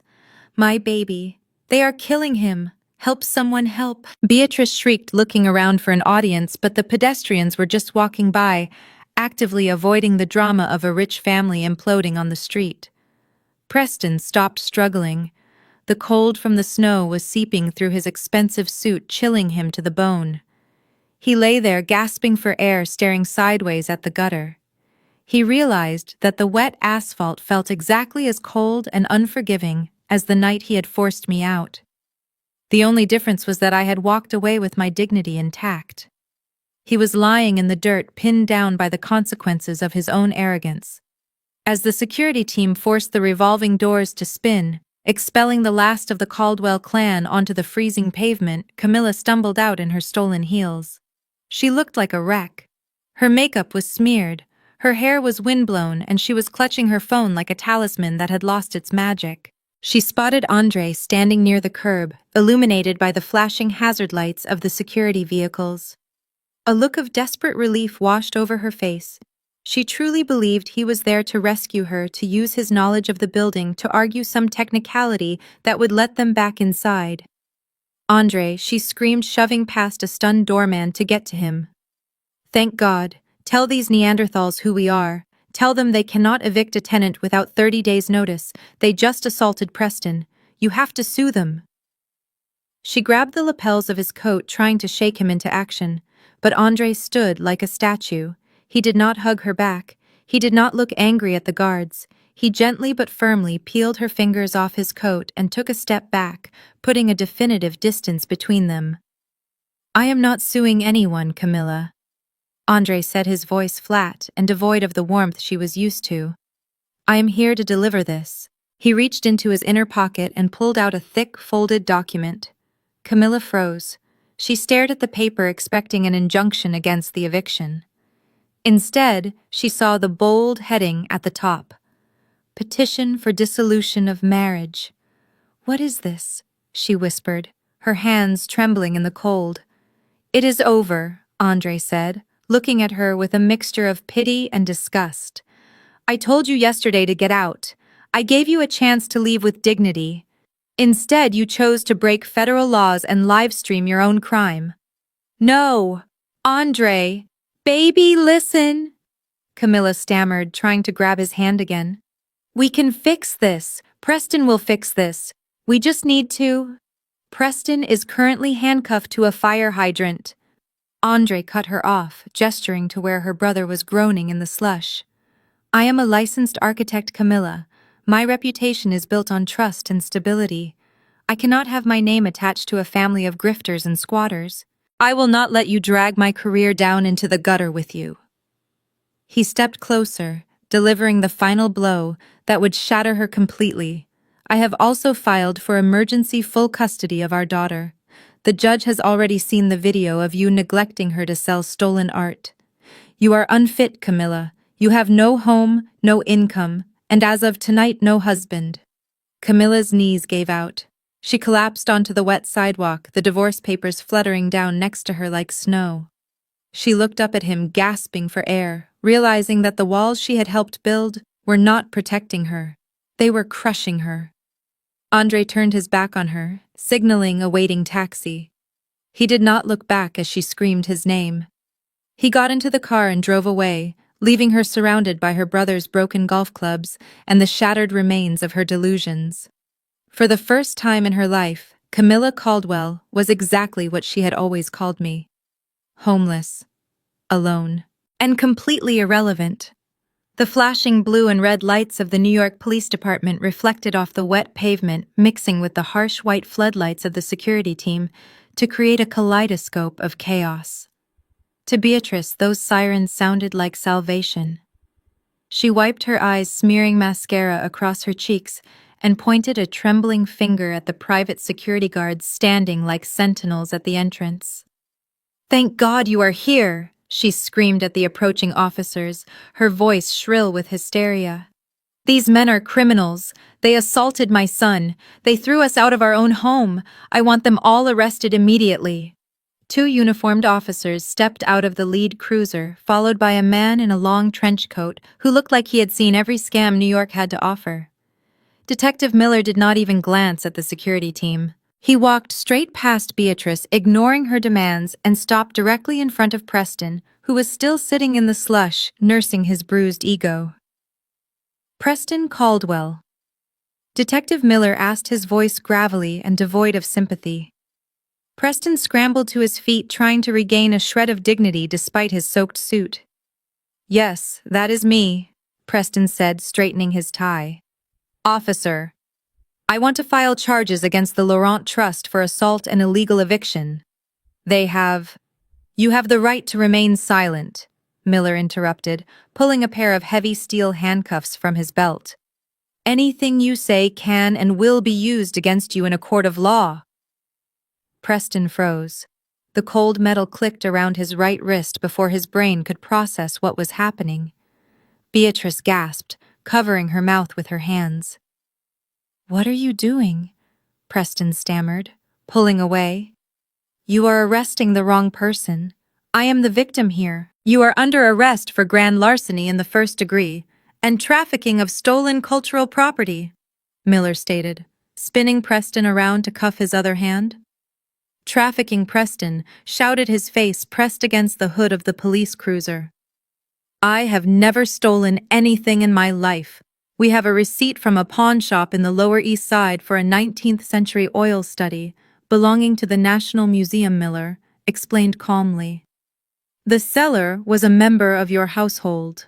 And since you signed a sworn affidavit at the bank this morning, claiming sole ownership and control of all assets within the penthouse, you are criminally liable for the liquidation of those assets. Preston's eyes went wide. He looked at Camilla, who was still sobbing on the curb. He realized instantly that the $5,000 she had bragged about earlier was the nail in his coffin. That was my sister, Preston yelled, trying to twist around. Camilla sold it. Not me. You claimed the house was yours, Mr. Caldwell, Miller said, tightening the cuffs. You claim the contents were yours. You cannot have the authority without the accountability. You also authorized the disposal of historical manuscripts into a dumpster. That is destruction of federal property. The neighbors who had been watching from their balconies began to murmur. Phones were raised. Flashes went off. The titan of industry was being stuffed into the back of a squad car like a common thief. Preston looked out the window, his face pale, and saw the flashing lights illuminating the crowd. He had wanted to be famous. He had wanted the world to know his name. As the door slammed shut, sealing him inside the cage, he realized he had finally gotten his wish, just not the way he intended. The chaos on the street was interrupted by the low, powerful hum of an engine that sounded like money. A sleek, midnight blue Maybach pulled up to the curb, effortlessly gliding through the maze of police cruisers and news vans. The tint was pitch black, obscuring the passenger, until the driver, a man in a pristine uniform, stepped out to open the rear door. The crowd went silent. Even the paparazzi lowered their cameras for a second, sensing a shift in the power dynamic. I stepped out onto the pavement. I was no longer wearing the oversized sweaters and sensible shoes I had worn to make myself small for Preston's ego. I was dressed in a tailored crimson suit that cost more than the engagement ring I had thrown into his coffee. My hair was pulled back. My posture was rigid, and for the first time in 5 years I looked exactly like the heiress my grandmother had raised me to be. Beatrice was the first to react. She saw me not as a person, but as a lifeline. The vitriol she had spewed moments ago vanished, replaced by a desperate clawing need. Genevieve, she shrieked, lunging toward me with her arms outstretched. Tell them this is all a misunderstanding. We are family. She never reached me. 2 members of my personal security detail, men who made the building guards look like amateurs, stepped in front of me. They didn't push her. They simply became a wall she could not pass. Beatrice bounced off them, stumbling back into the snow, looking up at me with eyes wide with shock. She wasn't used to hearing the word no, and she certainly wasn't used to being physically barred from access. I did not look down at her. My eyes were fixed on the squad car. The officer holding Preston paused, recognizing the authority in my arrival. He allowed Preston to lean out of the open door. Preston looked wrecked. His hair was plastered to his forehead, his suit was ruined, and the handcuffs were digging into his wrists. When he saw me, a flicker of hope ignited in his eyes. The pathetic hope of an abuser who thinks his victim is still under his spell. Jen, thank God, Preston panted, leaning forward, as far as the cuffs would allow.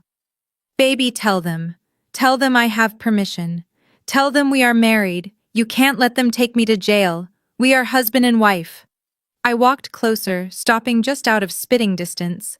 I looked at him, studying his face like it was a manuscript with a bad translation. I felt absolutely nothing. No anger, no pity, just the cold clarity of a contract fulfilled. Husband and wife. I repeated, my voice calm enough to be heard clearly by the reporters standing nearby. Yes, Preston cried, nodding frantically. We are partners. You signed the deed, but we are still married. I shook my head slowly. I pulled a copy of the quitclaim deed from my clutch, the very document he had forced me to sign. I read the fine print. Preston, did you, in your rush to draft this yourself to save money on legal fees, you included a clause in paragraph 4 to bypass the tenant protection laws. You defined the occupant to be removed as a non-familial, unauthorized transient. I leaned in closer, dropping my voice so only he could hear the final verdict. You didn't just try to steal my house, Preston. In the eyes of this document, and now in the eyes of the law, you defined me as a stranger. And strangers do not post bail for arsonists who burn down their own lives. I nodded to the officer. Take him away. Preston screamed my name as the door slammed shut, but the sound was muffled by the thick glass. I turned around, stepping back toward my car, leaving the wreckage of the Caldwell family in the rearview mirror where it belonged.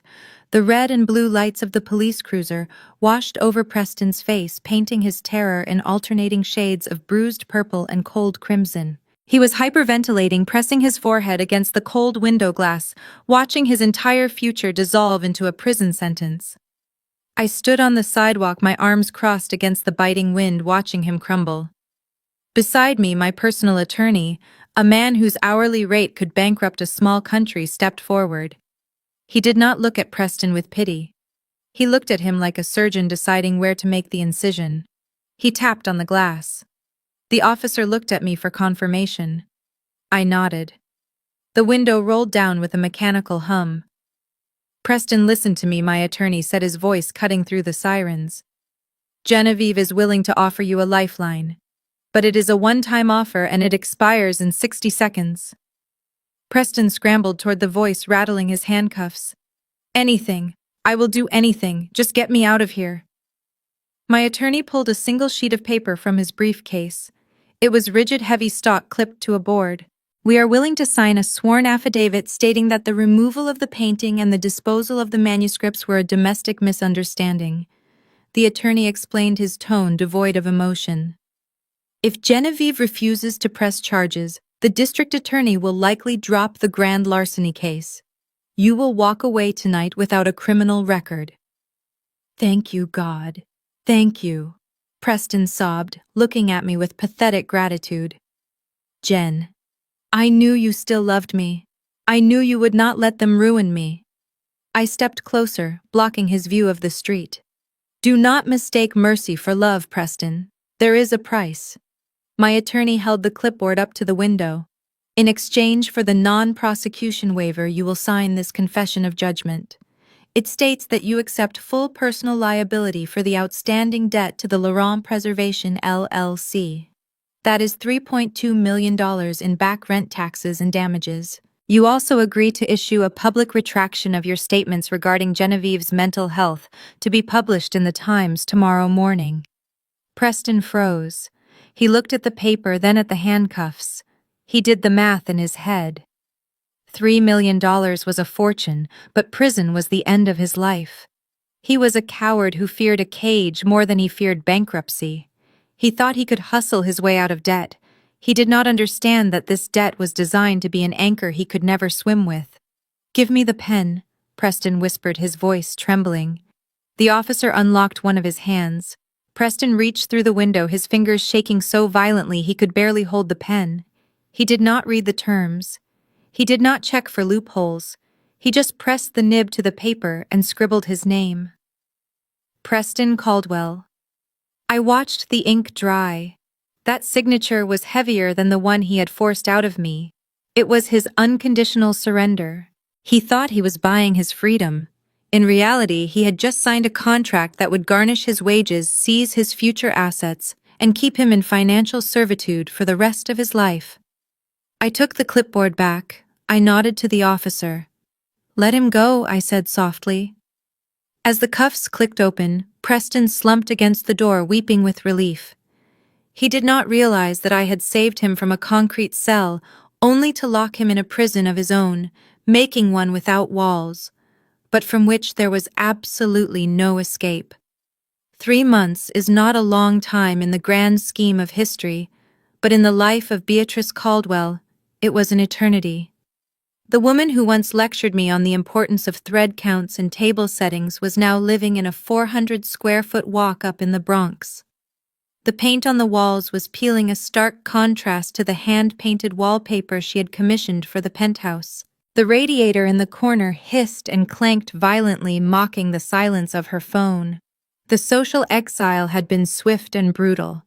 In high society, scandal is contagious. and the Caldwell name had become a pathogen.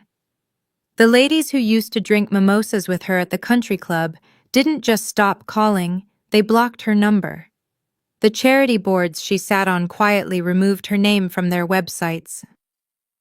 When Preston's confession hit the papers admitting to the fraud and the theft, Beatrice didn't just lose her son to the legal system, she lost her identity. She was no longer the matriarch of a wealthy dynasty. She was the mother of a felon and a woman who had been publicly exposed as a squatter in her daughter-in-law's property. Beatrice sat on the edge of her sagging mattress staring at her hands. The manicure was long gone. Her skin, once softened by expensive creams, was red and cracked. She looked at the clock. It was time to go. She put on a polyester uniform that smelled faintly of stale grease and bleach. It was 2 sizes too big, but she couldn't afford to have it tailored. She took the subway to a diner in Midtown, keeping her head down, terrified that someone might recognize her. But nobody looked. In this world, she was invisible. She walked into the kitchen, the heat hitting her face like a physical blow. The head chef, a man who didn't care about her pedigree, pointed to the sink. "You are late, Beatrice," he grunted. "That is coming out of your tips. Start scrubbing." Beatrice walked to the industrial sink. It was piled high with dirty dishes, plates smeared with ketchup cups, stained with cheap coffee. She plunged her hands into the scalding, soapy water. The woman who had thrown a fit because a crystal glass had a smudge on it was now scraping half-eaten food into a garbage disposal for $15 an hour. A waitress pushed through the swinging doors, dumping a tray of silverware onto the counter. "Hey B, table 4 says this fork is dirty. Wash it again." Beatrice gripped the sponge until her knuckles turned white. She wanted to scream. She wanted to tell them that she used to host galas. She wanted to say that she was a Caldwell, but the words died in her throat. She realized with a crushing clarity that the name Caldwell meant nothing here. It didn't buy respect. It didn't buy silence. It didn't even buy a clean fork. She looked at her reflection in the stainless steel backsplash. The woman staring back was old, tired, and completely alone. She scrubbed the fork, the metal scraping against the metal, a harsh, rhythmic reminder that her pride was the only thing she had left to swallow. And it tasted bitter. If Beatrice's fall was a tragedy of pride, Camilla's was a comedy of errors that ended in a plea deal. The district attorney was not as lenient with her as I was with Preston. The evidence regarding the sale of the stolen Hudson River painting was irrefutable thanks to the receipts Silas had so carefully preserved. To avoid a 5-year sentence in a federal penitentiary for trafficking stolen cultural goods, Camilla had to plead guilty to fraud and agree to a restitution plan that garnished 70% of her wages for the next decade. But the real punishment was not the debt. It was the employment. With a criminal record for theft, the luxury boutiques she used to frequent would not even let her in the door, let alone hire her. The influencer agencies dropped her the moment her mugshot went viral. Desperate and facing homelessness, she took the only job that did not require a background check, the night shift sanitation crew for a commercial cleaning service. Fate, it seems, has a wicked sense of humor. The contract her agency assigned her to was for the Millennium Tower, the very building where Andre had recently been promoted to senior partner at his architectural firm. It was a Tuesday evening just past 7. The lobby was quiet, save for the rhythmic squeak of Camilla's rubber-soled shoes on the polished terrazzo floor. She was pushing a heavy industrial mop bucket, wearing a gray jumpsuit that was shapeless and stained, a far cry from the silk dress she had stolen from me. She was wiping down the glass turnstiles, her face burning with a mixture of exhaustion and shame when the elevator chimed. Andre stepped out. He looked different. The weight of the Caldwell family was gone from his shoulders. He was laughing, walking alongside 2 high-profile developers who were hanging on his every word. He looked successful, vibrant, and free. Camilla froze. She tried to turn away to hide behind a pillar, but there was nowhere to go. Andre stopped mid-sentence. His eyes landed on the woman scrubbing the floor. He took in the gray uniform, the messy hair, the bucket of dirty water. For a second, Camilla straightened up, a flicker of her old entitlement sparking in her eyes, as if she expected him to recognize his mistake and whisk her away back to a life of comfort. "Andre," she whispered, her voice cracking. Andre did not sneer. He did not mock her.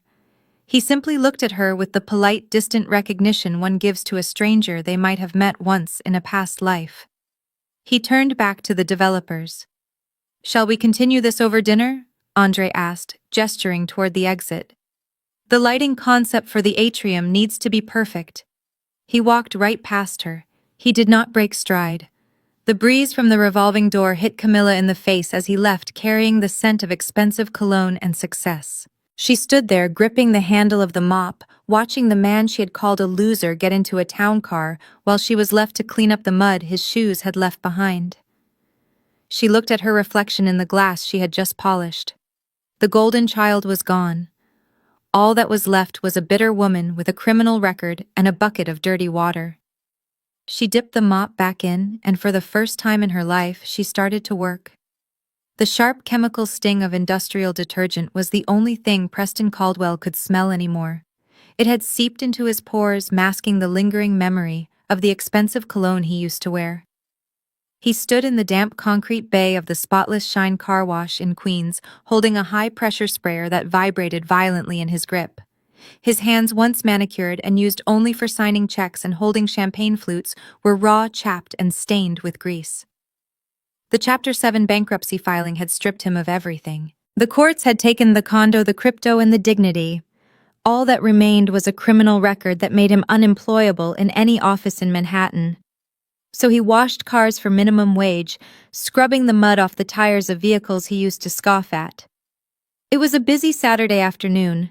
A parade of SUVs and luxury sedans lined up their drivers, sitting comfortably behind climate-controlled glass, while Preston froze in the spray. He kept his head down, the bill of his cap pulled low. He was terrified of being recognized, but he soon realized that nobody looks at the car wash guy. To the wealthy elite he used to desperately try to emulate, he was now just part of the machinery. He was invisible. Then the low, throaty growl of a twin-turbo V8 engine echoed off the wet tiles. Preston froze. He knew that sound. It was a sound that had haunted his dreams for 3 months. He looked up slowly. Rolling into the bay was a Ferrari Roma Spider.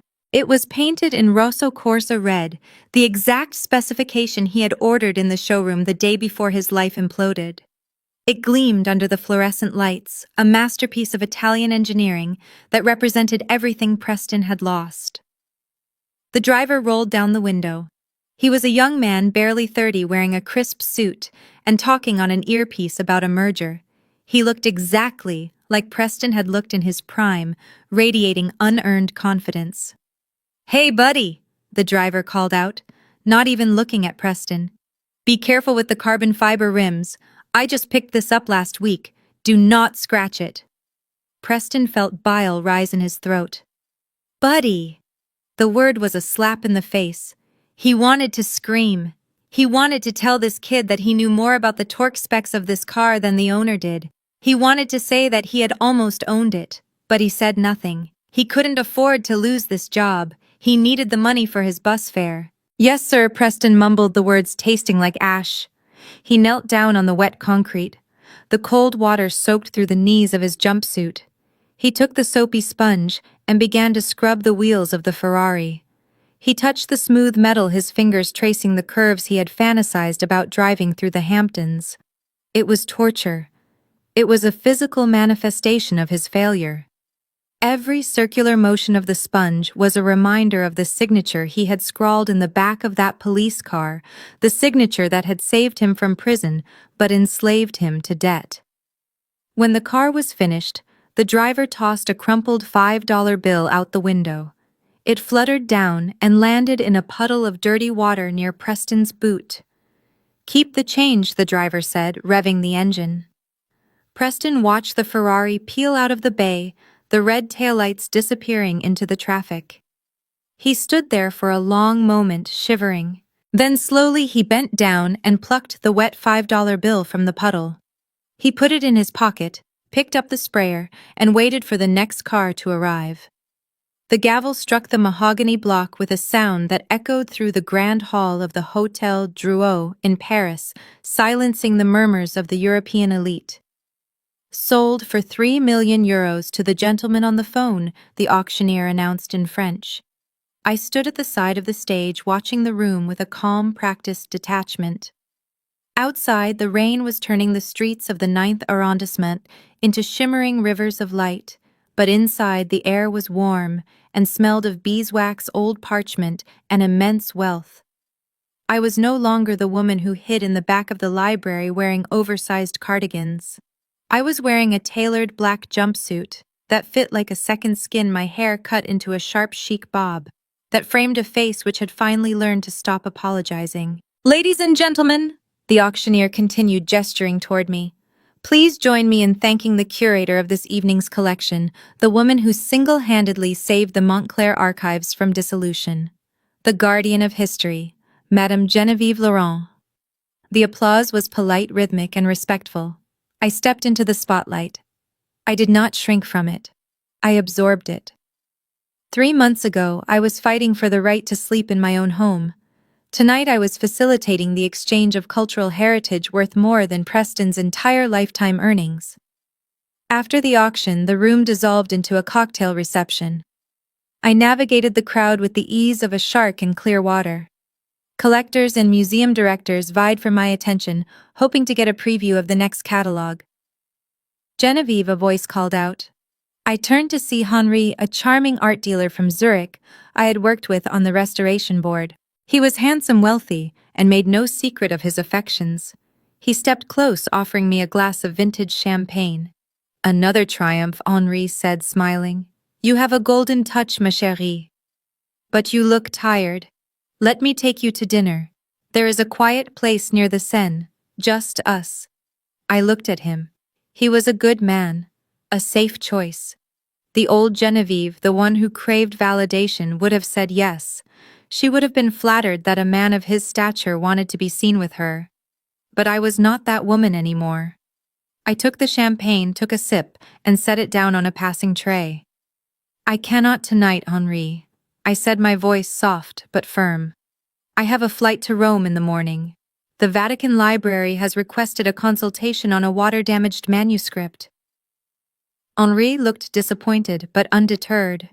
"You work too hard, Jen. You have the money. You have the fame. What are you chasing? You need someone to share this life with, a partner." I smiled, and for the first time it was a smile of genuine, unburdened amusement. "I spent 5 years trying to be a partner, Henri. I shrank myself to fit into someone else's life. I do not need a partner to define my worth anymore. I have my work, I have my name, and for the first time in my life that is more than enough." I walked away from him, heading toward the balcony doors. I stepped out into the cool Parisian night. The Eiffel Tower sparkled in the distance, a beacon of iron and light. I took a deep breath, filling my lungs with the air of a city that respects history. I was alone, but I was not lonely. I was free. And as I looked out over the lights of the city, I realized that the best story I had ever restored was my own. The suite at the Ritz in Paris was silent, save for the crackling of birch logs in the marble fireplace. I sat in a velvet armchair nursing a glass of sparkling water, the adrenaline of the auction slowly fading into a quiet exhaustion. On the silver tray near the door, amidst invitations to galas and thank-you notes from museum directors, sat a single discordant object. It was a plain white envelope, thin and cheap, stamped with the unmistakable insignia of the New York State Department of Corrections. I picked it up.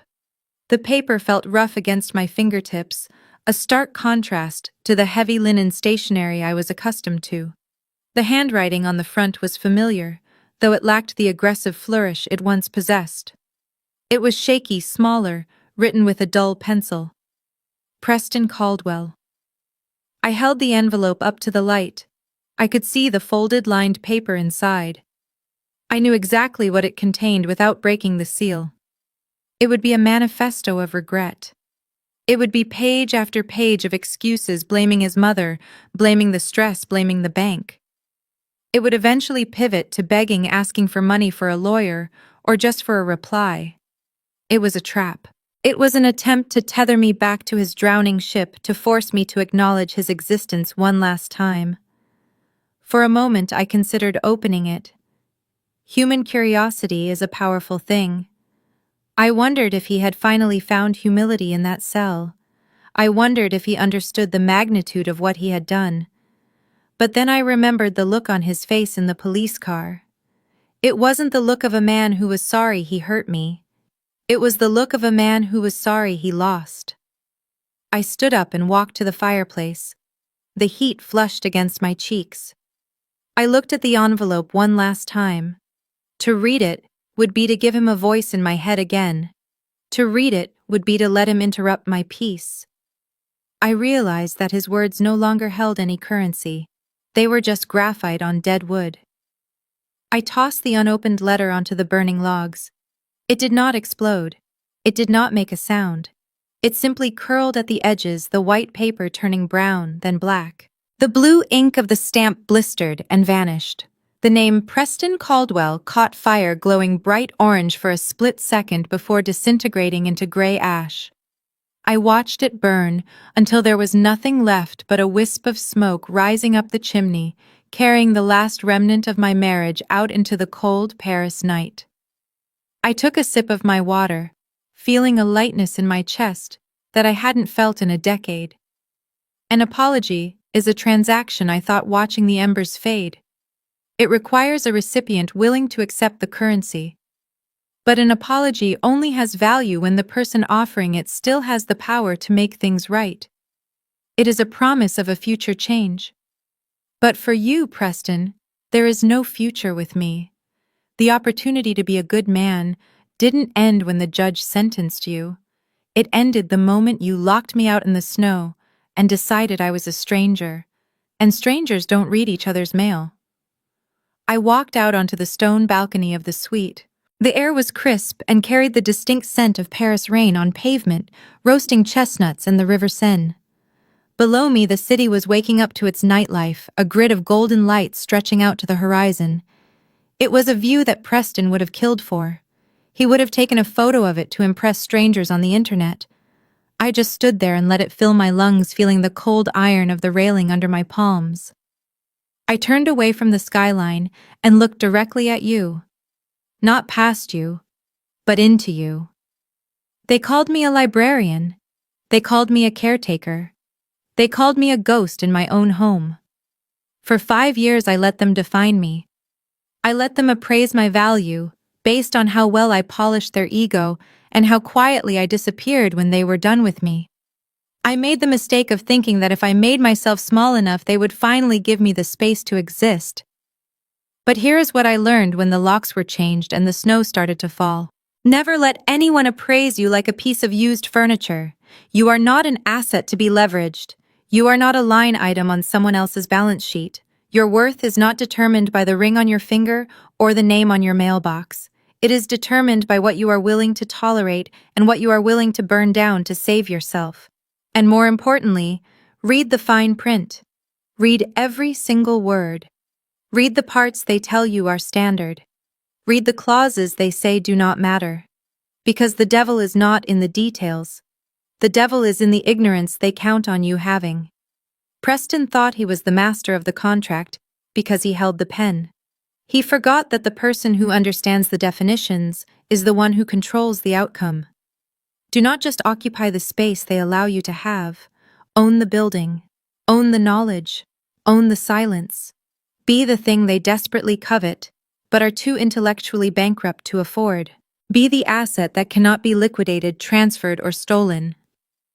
I looked back at the Eiffel Tower shimmering like a beacon of iron and will. A small knowing smile touched my lips. It was not a smile of vengeance. It was the smile of a woman who had restored the most valuable masterpiece in her collection, herself. I turned my back on the camera. I did not look back. I walked into the warm golden light of the suite, closing the heavy glass doors behind me, leaving the noise, the drama, and the past outside in the cold where it belonged. The screen faded to black, leaving only the silence of absolute victory. To understand the absolute devastation of Preston Caldwell, one must look beyond the courtroom drama and return to a quiet, dust-mote-filled room 48 hours before the eviction. We cut back to the mahogany-paneled study of my late grandmother, a room that smelled of dried lavender and old money. I sat across from Arthur Sterling, the family's executor, a man who had served the Lorents since before I was born. Outside, the storm that would eventually freeze Preston on the sidewalk was just beginning to gather gray and heavy against the leaded glass windows. I was trembling then, holding the draft of the quitclaim deed Preston had thrown at me that morning. I was terrified. I thought I was about to sign away my birthright to keep the peace. I thought I was losing. Arthur took the deed from my shaking hands. He did not look worried. He looked like a grandmaster watching a novice move a pawn into a trap. He placed the deed on the desk next to a much older leather-bound document, the original charter of the Laurent Preservation Trust. He opened the heavy book to page 14, smoothing the parchment with a reverence usually reserved for religious texts. "You are misinterpreting the architecture of this estate," Genevieve Arthur said, his voice gravelly and calm. "You believe this apartment is a marital asset. You believe it is a home. It is neither." He tapped a specific paragraph, Clause 14b, written in dense, archaic legalese. "Your grandmother Eleanor was a woman of immense foresight. She knew that wealth attracts predators. She knew that one day someone might try to use your heart to get to her vault. So she built a failsafe into the very foundation of the property title. We call it the ironclad usufruct, or in modern corporate terms, a poison pill." I leaned in reading the text. It spoke of residential privilege and commercial reversion. Arthur continued removing his reading glasses to look me in the eye. "The penthouse is legally a museum annex. It enjoys tax-exempt status and residential zoning solely because of the presence of a bloodline guardian. That is you. You are the human key that keeps the legal status locked in residential mode." He leaned back, steepling his fingers. "Think of the apartment like a pressurized submarine. As long as you are inside, the pressure is equalized. You and your spouse can live there. But the moment the guardian is removed under duress, or the moment a non-blood relative attempts to claim sole dominion, the pressure seal breaks. The legal status instantly reverts from private residence to commercial storage facility." I stared at him, the realization slowly dawning on me. "So if I leave—" "If you leave—" Arthur interrupted, a small, cold smile touching his lips. "The apartment ceases to be a home. It becomes a warehouse, in the most expensive zip code in the world. And anyone remaining inside who is not an employee of the trust is no longer a husband or a resident. They are classified as an unauthorized commercial tenant." He picked up the quitclaim deed. Preston had drafted the weapon my husband thought would destroy me. "Preston thinks this paper proves he owns the house," Arthur said. "But because he forced you to state that you are vacating all rights, he is unknowingly signing a confession. He is legally documenting the exact moment the guardian left the post. He is pulling the pin on the grenade and holding it against his own chest. The system will automatically bill him for commercial rent retroactive to the first day he moved in, because without you, his presence there was never legally subsidized." I looked at the portrait of my grandmother hanging above the fireplace. Her eyes were painted with a sharp, discerning glint that I had always found intimidating. Now it looked like protection. "She knew," I whispered. "She knew he would do this." Arthur nodded slowly. He opened a drawer and pulled out a handwritten note on yellowed stationery. "She sat in this very chair the week before she died," Arthur said softly. "She told me to draft Clause 14b specifically for the man you had just started dating. I asked her if she thought that was necessary. I will never forget what she said." He handed me the note. I recognized her jagged, elegant script immediately. "Protect Genevieve from her own heart. The boy is a hollow suit. The only thing cheaper than his character is his earning potential. When he inevitably tries to steal the frame, make sure he finds himself buried under the canvas." I ran my thumb over the ink. Tears pricked my eyes not for Preston, but for the fierce, silent love of a woman who had played a game of chess against my husband years before he even knew he was on the board. She hadn't just left me money, she had left me a weapon disguised as a legacy. I looked back at Arthur. I took the pen he offered. My hand stopped shaking. So when I signed this deed for Preston, I asked, my voice steady, I am not giving him the house. Arthur shook his head. No, my dear, you are giving him the bill. I signed the paper then, and the memory faded, bringing us back to the present. The logic was perfect. The trap was inescapable. Preston hadn't been defeated by a lawyer in a courtroom. He had been defeated by the ghost of an old woman who knew that greedy men never read the fine print. I closed the heavy file on my desk, the final sound of the case clicking shut.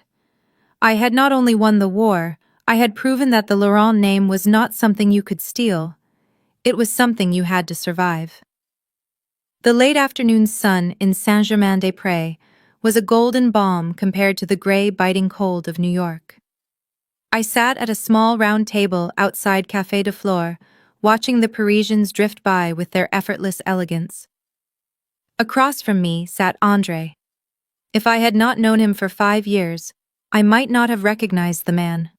The perpetual furrow in his brow was gone. The nervous habit of checking his watch every 2 minutes, terrified of being late for one of Camilla's tantrums, had vanished. He was wearing a linen blazer and an open-collar shirt, looking less like a hostage and more like the brilliant architect he was always meant to be. He took a sip of his espresso, savoring it with a calmness that used to be impossible for him. She called again last week, André said, his voice level. She used a burner phone. She wanted money for rent. She said living in a basement in Queens was beneath her dignity. And what did you do? I asked, breaking a piece of croissant. I hung up, he replied simply. I did not apologize. I did not explain. I just blocked the number. It felt like breathing for the first time in a decade. He looked at me, then his eyes serious. There was something he had been wanting to say since he arrived in Paris, a heavy truth that needed to be placed on the table between us. Jen, I need to thank you, André said, leaning forward. For the contract I asked referencing the new design commission for the Laurent Museum expansion in Milan. You earned that on merit, André. Your portfolio was always superior, you just never had the confidence to pitch it. No, not for the job, he shook his head. I need to thank you for not warning me about the raid. I paused, setting my cup down. I had carried a small seed of guilt about that. I had known the security team was going in, and I had known André might be caught in the crossfire. I was afraid you would hate me for that, I admitted. It was brutal. It was necessary, André corrected firmly. If you had called me, if you had told me to get Camilla out because the wolves were coming, I would have done it. My codependency would have kicked in. I would have saved her one last time. I would have packed her bags, found her a hotel, and probably paid for it. I would have robbed myself of the moment that finally broke the spell. He looked out at the street, remembering the image of his wife screaming on the sidewalk, not for him, but for her lost status. I needed to see them hit the pavement. André continued. I needed to see Camilla choose her vanity over our daughter. I needed the shock of that violence to realize that I was not protecting a family. I was enabling a parasite. You did not just evict them, Jenin. You liberated me. He reached into his bag and pulled out a roll of blueprints. They were the preliminary sketches for the new wing of the library, a structure of glass and light, transparent and strong, exactly the opposite of the dark, oppressive penthouse we had left behind. We are going to build something incredible. André said, his passion for his work finally unburdened by drama. No more hiding. No more apologizing for being talented. I raised my wine glass. The sunlight caught the deep red liquid. We were 2 survivors of a shipwreck who had managed to swim to a better shore. We shared no blood, but looking at him I realized we shared something far more durable: mutual respect, and the scars of a battle we had both won. To the future, I said softly. André clinked his cup against my glass, a genuine smile reaching his eyes. To the things we build, he replied. And the things we were smart enough to leave behind. The late afternoon light filtered through the high windows of the Parisian studio, illuminating the dust motes dancing in the air like suspended gold. I sat at the workbench, the world reduced to the square foot of illuminated space beneath my magnifying lamp. My hands, steady and surgical, moved with a rhythm honed by decades of practice. Before me lay a 17th-century manuscript, its vellum pages marred by time and neglect. In my trade, we have a specific name for the enemy. We call it foxing. I dipped a delicate brush into a solution of calcium hydroxide, dabbing it onto a cluster of reddish-brown spots that bloomed across the margin of page 42. To the untrained eye, foxing looks like character. It looks like the romantic patina of age. But an archivist knows the truth. It is a fungal growth, a chemical reaction to metallic impurities in the paper. It feeds on the fiber. It spreads silently, eating the history from the inside out until the structure is too brittle to turn. If you ignore it, it does not go away. It consumes. I watched the chemical react, lifting the stain from the fiber. Preston was the moisture. Beatrice was the spore. Camilla was the rot. For 5 years, I treated their cruelty like foxing. I thought if I was just gentle enough, if I applied enough patience and warmth, I could bleach out their flaws. I thought I could restore them into the family they pretended to be. I spent my energy trying to preserve a text that was written in poison. I picked up a scalpel. There was a section of the binding that was too corrupted to save. A deep black mold that threatened the integrity of the spine. I did not hesitate. With a single fluid motion, I sliced it away. The corrupted leather fell onto the table, lifeless and severed. There is a hard lesson in restoration that took me a lifetime to learn. You cannot save everything. Sometimes the rot runs too deep. Sometimes the only way to save the book is to cut out the infection. You do not negotiate with fungus. You eliminate it. I applied the fresh wheat paste, binding the clean new leather to the spine. The smell of the adhesive was sharp and clean, the scent of a fresh start. I smoothed the material down, feeling the strength return to the object under my hands. It was no longer fragile. It was fortified. I closed the book. The cover was new, pristine, emblazoned with fresh gold leaf that caught the dying sun.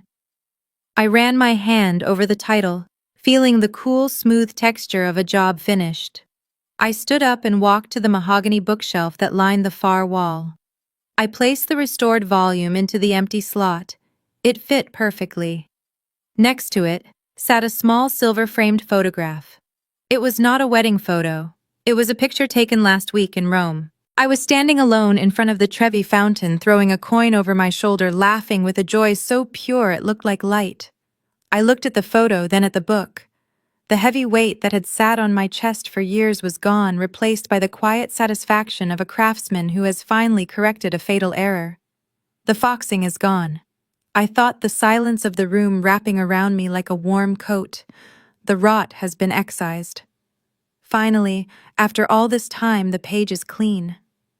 I turned away from the bookshelf, the spine of the newly restored manuscript gleaming in the soft light behind me. I walked slowly toward the center of the room, my heels clicking rhythmically on the parquet floor. I stopped in front of the large gilded mirror that hung above the fireplace, adjusting the collar of my blazer. For a moment, I studied my reflection. The fear was gone. The hesitation was gone. The woman looking back at me was whole. Then I shifted my gaze. I looked past my reflection and locked eyes directly with you. The fourth wall dissolved. I was no longer a character in a drama. I was a witness testifying to the truth. There is a seduction in trust. We are taught that love means surrender. We are taught that asking questions is an insult to the relationship. Preston counted on that. He banked on the idea that I would be too polite to read the fine print, too timid to protect my own interests. He thought my silence was submission. He did not realize it was just the quiet before the audit. If you take only one thing from my story, let it be this: never under any circumstances sign a document you have not read. Never let someone pressure you into waiving your rights by telling you it is just a formality. A contract is not a formality, it is a weapon. And you should be terrified when the person handing you the pen claims to love you but refuses to respect your need for security. I am Genevieve Laurent. I am no longer defined by a marriage certificate or a foreclosure notice. I have reclaimed my name, I have reclaimed my fortune, and most importantly, I have reclaimed the narrative. I am writing my own chapters now, and the ink is permanent. And as for Preston, he is currently standing in a damp bay in Queens, scrubbing the road salt off a luxury sedan he will never be able to afford. He is working double shifts to pay the interest on a $3.2 million education in contract law. He wanted to be a part of the Laurent legacy. Now he is. He is a line item in our accounts receivable ledger, a debt that will follow him longer than his shadow. But I know I am not the only one. Wolves often wear the clothing of family members. They hide in shared bank accounts and joint ventures. They weaponize your guilt to fund their delusions. Have you ever been used by someone you trusted? Has a partner, a parent, or a sibling mistaken your kindness for weakness? Do not let them silence you. I want to read your story. Tell me in the comments below how you stood your ground. Share this video with someone who needs to hear that it is okay to say no. Please hit that like button and subscribe to the channel. There are many more stories of justice to be told, and we are just getting started. We will expose the manipulators, the narcissists, and the thieves, one legal clause at a time. Remember this. You do not need to scream to be heard. You do not need to get your hands dirty to win a fight. The most devastating blow you can deal to the people who tried to break you is not a lawsuit. It is not an insult. The sweetest, most absolute revenge is to live a life so happy, so successful, and so radiantly free that they have to watch you shine from the darkness where you left them. I smiled a genuine, dazzling smile that reached my eyes. I turned and walked toward the balcony, stepping out into the twilight of Paris, leaving the empty room behind me. The screen faded to black. A sharp metallic sound echoed the heavy thud of a judge's gavel, striking wood, followed by the stamp of red ink. Case closed. The most profound lesson from Genevieve's story is that knowledge is the only armor that truly protects you when love turns into war. For years, Genevieve allowed herself to be diminished, believing that patience and submission would eventually earn her respect. She learned the hard way that you cannot love a narcissist into becoming a good person. Preston's downfall wasn't caused by bad luck. It was caused by his arrogance and his refusal to read the fine print of life. He assumed his wife was weak because she was quiet, not realizing that silence is often where strategy is built. The story teaches us that financial and legal literacy are not just administrative skills, they are acts of self-defense. In relationships, we are often told that unconditional trust is the ideal. However, Genevieve's victory proves that trust should never come at the expense of your own security. By understanding the legal framework of her inheritance, the LLC, and the trust, she turned the very weapon Preston used against her, the eviction, into his destruction. The poison pill clause wasn't just a legal mechanism, it was a metaphor for boundaries. It established that her presence and her value were non-negotiable. Ultimately, this narrative reminds us that the best revenge is not screaming fighting in the mud or stooping to the level of your abuser. It is simply enforcing the contract of your own dignity. When you know your worth and understand the rules of the game, you don't need to argue with those who try to devalue you. You simply let the consequences do the talking. If you are currently holding on to a relationship or a situation that requires you to shrink yourself to fit in, ask yourself today, is it time to stop negotiating with the foxing in your life and finally turn the page?